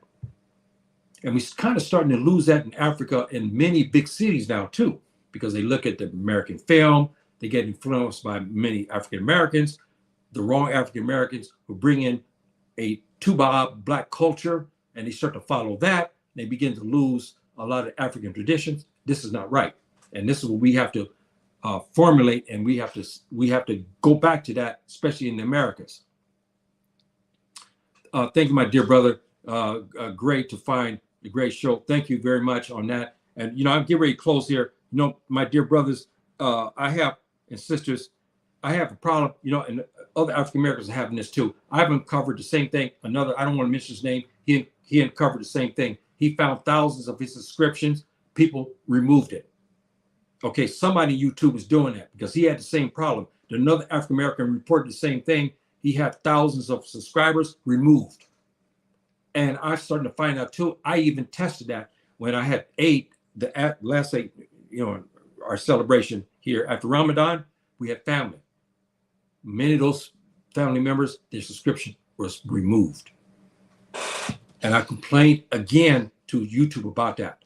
So please watch out, because I found out 90% of the people are not even getting any notifications on any of my programs. Something's going on with YouTube. And the other brother who's got thousands and thousands he's got 100,000, whatever. He talked about that. He found over 1,000 his were taken. Somebody removed them. See, somebody's going in even in his and removing the scriptures out. So I just want to let you know that. And I'm hoping that you, brothers, you check. If you're not getting notifications, you check to see if you still on the subscription list. If you're not, then go back to resubscribe, because they have been removed. And matter of fact, I noticed that. I saw mine because I'm not close to, I'm about 200 shy of 1,000. And I saw one time, I had one morning I woke up, I looked, and then I turned back about 4 hours later, there was 25 to 30 gone. Yeah, you'll have 1 or 2 here, not 25, okay? And then I saw also on my, on the views, it didn't make sense. I got my update on the views, right? I showed here 20, 30, 40. But then on my update, it showed 1,800. So why wasn't the others counted? I've been complaining to YouTube, because YouTube, when they did their final analysis, in 28 days, I said, whoa, wait a minute. I did these 3 programs, it only shows 200 views. Somebody is playing games at YouTube. They're stopping us. But the studio analysis showed 1,800. But on my thing, it shows only 200. And subscriptions, the same thing. I woke up one morning, I saw it, and all of a sudden I lost about 25. No. Yeah, 1 or 2 here, people made, but you don't lose that many. Something's not right. And I started having discrepancies. I look in the studio, it says one thing. I look at YouTube, it says another. There's something going on here. Oh, yeah, my dear sister. Oh, yes, yeah. Hook up with my dear brother here, because he has, a man is a bookworm, okay? He reads a lot. He has a lot of works, of readings. And please go to this brother's station and subscribe. He gives a good analysis of African history and whatnot. He's good, slow, and methodical. He's not fiery like me. So it's good to have the balances. We call in Arabic mizan. Mizan, we call this in Arabic. We have the balances, check and balances, you know what I mean? Our dear brother Marcus is very slow and methodic, and melodic and stuff. I'm fiery, but it's good to have those type of brothers, because you need that. Sometimes you want to hear the fire, and other times you want to hear the melodic, kind, and that's the way it should be, because we're not the same. And our brother, I'm laughing out of respect, because our brother, because when I look at his program, he's very calm. He talks, you know what I mean? And then you listen to mine, you hear, I get you going, you know what I mean? I'm just joking here, but you know what I mean? We have differences, and it should be this way. And our brother is very kind, and he gives his good classes, and you can follow him very easy. So we have different styles, you know what I mean? I'm fiery. If you want to stay up, you watch my program, you know what I mean? So to speak, because I'm going to give you a lot of fire and stuff. Our brother Marcus is going to give you the slow and methodic, where you can sit there and eat kindly, real gently, and drink and listen real well, so we have our differences. Okay. Yes. Press like, okay. Yes. The like buttons. Yeah. That's the other thing too. The like, I don't understand what's going on. I don't understand what's going on with this YouTube. That's the other issue that I should raise with them as well, because I had a lot of people tell me the same thing. And I look at the light, I see 20 or 30. But then when I get analysis, I find on the same program, there's 400, 500. What the heck is that? I don't understand what's going on with that. Okay, so follow bad Chester is good that they drop off.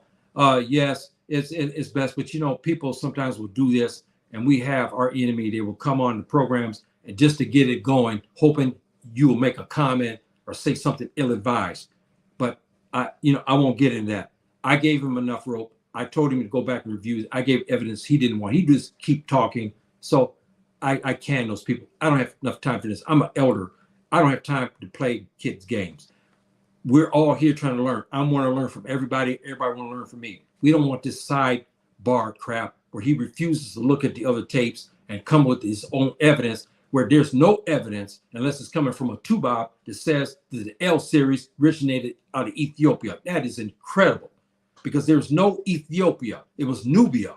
Okay, we know that. And in Kush, that area, it was not Ethiopia. Ethiopia was the modern time. In the ancient time, it was Kush and Nubia. That goes to show you there's something wrong. He's not doing his job. He should go back and do his research and look at the L series. Because you look at the L series and the genotype, you'll see, because Nelson Mandela, he's got that. Nelson Mandela, remember the past president of the ANC? Remember him, great brother? He had that L series. That's right. That famous actress, what's her name? Pita, I can't think of her name. She has the L series. You look at that and you look at that map. It goes into the L series, goes into Egypt, who also has the L series, the Mazab people. I gave the evidence. Those who saw it. So we leave it at that. We leave it at that. Okay, yes. Okay, my dear sister. Yeah, balance each other. Yes, that's right. We should have that, because we should have, I like that too. When I have YouTube, there's certain programs I love because I want to hear the fire. Other purpose, I want something calm and listen and a different type of way of presenting it. That's what we call an Arabic mizan. Mizan is Quranic Arabic, meaning the balance. Okay, we should have that. Ancient Africa was founded by Black Africans. That's right. It was not founded by the Europeans. I'm sorry, it was not. We've proven that. And again, we look at the basics of DNA. Black people can produce whites. Whites cannot produce blacks. Bottom line. Okay, anybody go through any of the DNA, you have your genetics classes, they will give you that. You have recessive, you have dominant. Okay, we know that. Black folk, even Herodias talked about this way back, over 2,000 years ago. He said the black people he started to find going to the north, they began to become lighter and lighter. The hair was less kinkier. He found their noses to be more thinner. He found them to be their beards. They have beards more heavier. He said that the lips are more thinner, and he said even their physiques begin to change. But it was still black people. And you heard me say 1,000 times too. Tell me the type of black Africans. Is there one? Is there one type? Is all Africans? If a true African is really tall, is he a true African? And the one who's down in, like the Croatian speakers down in Namibia, who is small, are they African? Somebody show me the real African who is supposed to be only one type. And if this is the case, let's go back to Nubia. We got the Nuba people. We got the green and blue black. Are they real Africans? Then we got our brothers in the Gambia. They're not blue and green black. Are they the real Africans, or is the Nuba the real Africans? What is the real type, the prototype African? There's no such thing. Some of us are tall. Some of us are short. Some like to wall off of big people. We have people, the Croatian speakers down in Namibia, who are very small and look like Japanese, light-skinned. They're Africans. We got the Futafula people. Some of them are very dark. Some of them are very light. They're Africans. We got the people on the East Coast. We got the modern-day Ethiopians, the Eritrean, the Djibouti, the Somaliland. They have different features than their Nubian brothers, and different features from our Senegambia region brothers.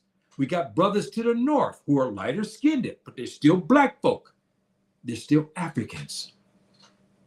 We got the Zulus down south, and we got others who have other Asian type features and round faces and different body types. They're Africans. We got the brothers in Mozambique. They look different than the brothers to the north. They're Africans. We got brothers in Madagascar and Malagasy. They have Asian features because they mix with the Asians who came over. Some of them are black as night with Asian features, but they're Africans. That's right. See, so I'm giving you that, brothers and sisters, this lesson, and I'm hoping you review this tape. It's long today. but I want to answer this because people they want to have things, and I answered, and I will have to go back and do my prayer. Yes, he's a troll. Yes, and I'm hoping that he doesn't come back because we don't need his thing. If he comes back to apologize and say, hey, I was off base, we're African people. We're universals. We forgive. I don't care if he's a Tubab or not. I don't care who comes on the program. If you're a gentleman, then we respect you here.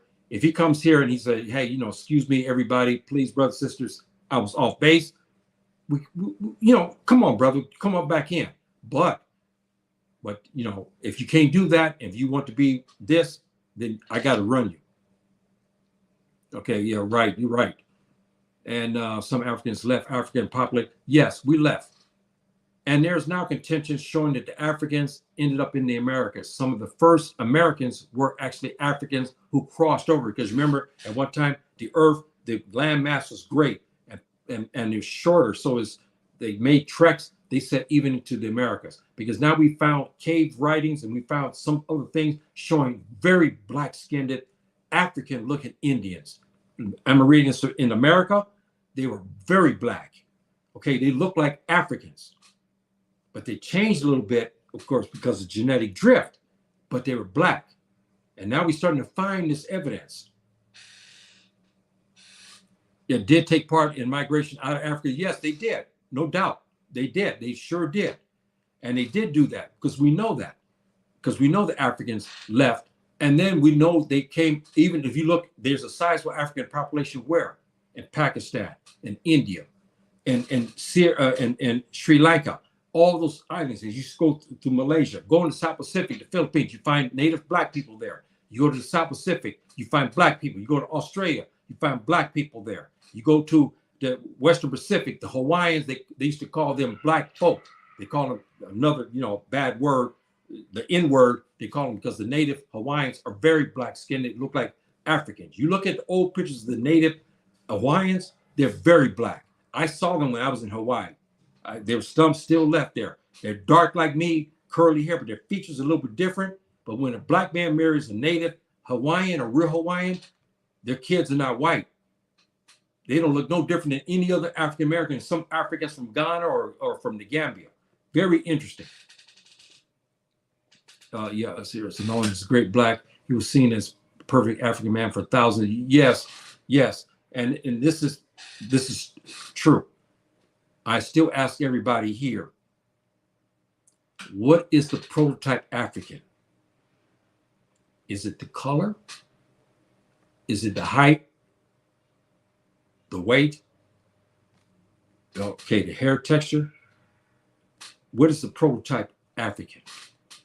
I'm putting that out. I want you guys to think about that. Yes, they're good at that. They're good at that. Some stayed in Africa. Yes. Yes. When you look at the L series, we know that because we looked at that chart, we know what the L series did. We know they went everywhere. And we know that they came to West Africa. We know this chart because my mom has that L series. And it blew me away when I got my DNA analysis and I found this L series.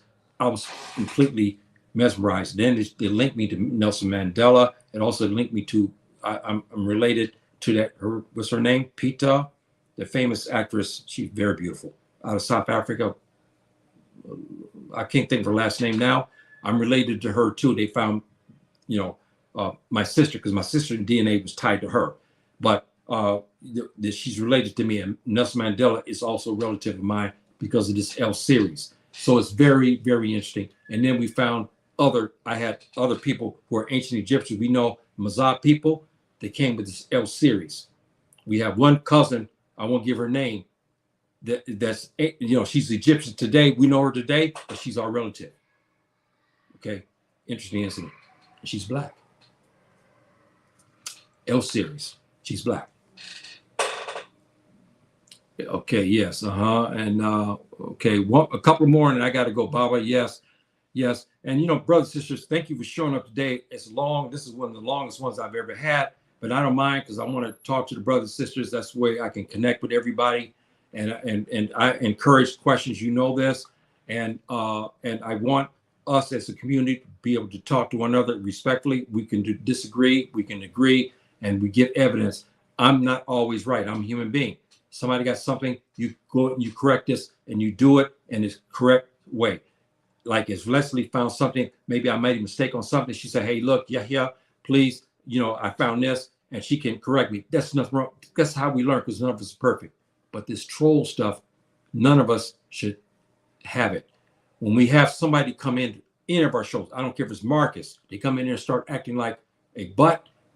We start to go after them. Hey man, what are you doing, man? Our brother here's giving us a course. We don't need your kids game. We're all adults here. You should leave Marcus's show because the brother's giving us a course and you trying to play games. That's how we should clean up our own mess. You know what I mean? So we see people just chatting in there. You start to correct them. Hey man, what are you talking about? You said the L series is over from here. We know the L series is not from there. We know L series came there, but it didn't originate from there. So, we talk and get that and get these kind of people when we put them in check. Once everybody put them in check, they tend to disappear. So we should do that. We should always be mindful of that, and we should protect one another. Always protect one another's back. L3 found in the Cameroon South. Yes, Leslie, as you heard me say, yes, that L series is all the way down in South Africa. But should we be surprised at that? Because the Tuba has tried to say that we didn't move around much. We were too stupid, too ignorant to do anything else. It's not true. We migrated, and that L series proves that. See, so we traveled everywhere. It's there in the Cameroon. It's everywhere. Because my mom's DNA, from northern Nigeria to Guinea-Bissau, Guinea-Bissau into Mali, Mali into modern-day Morocco, which is in the Marrakesh region right there. I found my heritage, which Sanhaja people, remember the Amazigh, because they mixed with the Amazigh people. See, my great-great-grandmother's name was Fatma. Her brother's name was Moro. Have we heard that name before? My great-great-great uncle was named Moro. That means he came from Morocco. Moro is not a name for a European, for an Irishman. That's a name for the Moroccans who came from Morocco. They call him Moro. That's my great-great-great uncle's name was Moro. So he's half Fulani and Amazigh. And with the L series, especially the girls, the L series that we took from her, the L series. That's right. Correction, ancient Kemet was founded by Black Africans. Yes, we know that. I'll say this, and I will have to go. Remember, we talked about this before. If you look at the Book of the Dead, it talks about talking about the originality of the ancient Egyptians. They said they came from the mouth of the Nile. Where is the mouth of the Nile? Is it in Europe? No. Did it come out of Sweden or Italy? No. There's no river going across, because you heard me tell you about the mystery schools. We cleared that up. The Prophet ﷺ cleared it up quickly by telling us, because Subhanahu told him, the ocean water does not mix with fresh water. So the Nile could not originate the people could not originate it from the European peninsula. Could not. They tell us in the hieroglyphics that they came from the mouth of the Nile, which is what? In the Uganda, Tanzania, and that region. And then they came up, and remember, that river that we know as the Nile is a mystery because it flows against gravity. It doesn't flow with gravity, against it. It's like us fighting gravity going up in the air. The river, the Nile, actually fights the gravity. As we understand it, the gravitational laws that we understand it, it's different than that. How did Subhanahu wa ta'ala do this? Why? We do not know. Remember what Mr. Colsey told me? He said the mysteries like this is best served by leaving things alone, because we cannot explain it, right? There's a lot of potential. But he said, don't put too much effort trying to figure it out. Just leave it alone, because you know that the heavens are true by leaving things alone. That's what he said. And this is one of the mysteries here, because the Nile flows against the against gravity, which doesn't make sense. Because if you jump up in the air, you come down, don't you? Huh? You jump up, you come down, right? That's what happens. See, when you go up in the air, you come down. That's gravity. So that's a very interesting thing. Okay, the foothills mountains of Uganda. Yes, yes. But the Europeans keep trying to say that the ancient Egyptians originated out of Egypt. And you heard my answer, question I posed to all of you. If the ancient Egyptians were white for thousands of years, how could they maintain white skin when they start to mix because they surrounded by black people? And we know they intermingled. They had to. And we know those black men had to have sex with white women if they're supposed to be white Egyptians. So how did Egyptians stay white all these centuries? It's impossible. Once black people touch it, it's like fire. Once black people touch it, it begins to blacken it, right? Huh? Not with whites. Whites can't touch us and turn us, yes, over centuries even after all the mixing. We still keep the African traditions and styles and hair, even though we lighter skinned it. You look at many of the basketball players today, they mix black and white, but you still see those black characteristics. It takes a long time. And scientists, some said 100 years, some say near 1,000 years for the black to actually disappear, but it'd be still hidden in the DNA. It's very interesting. Yes, okay. Henry, did you think of yes, I saw him on that show. Very interesting. And again, my wife's gonna get mad at me for that. I'm missing my prayer. I'll make it up here. Terrence Howard came up with this kinetic energy that blew me away. I didn't know. I don't know everything.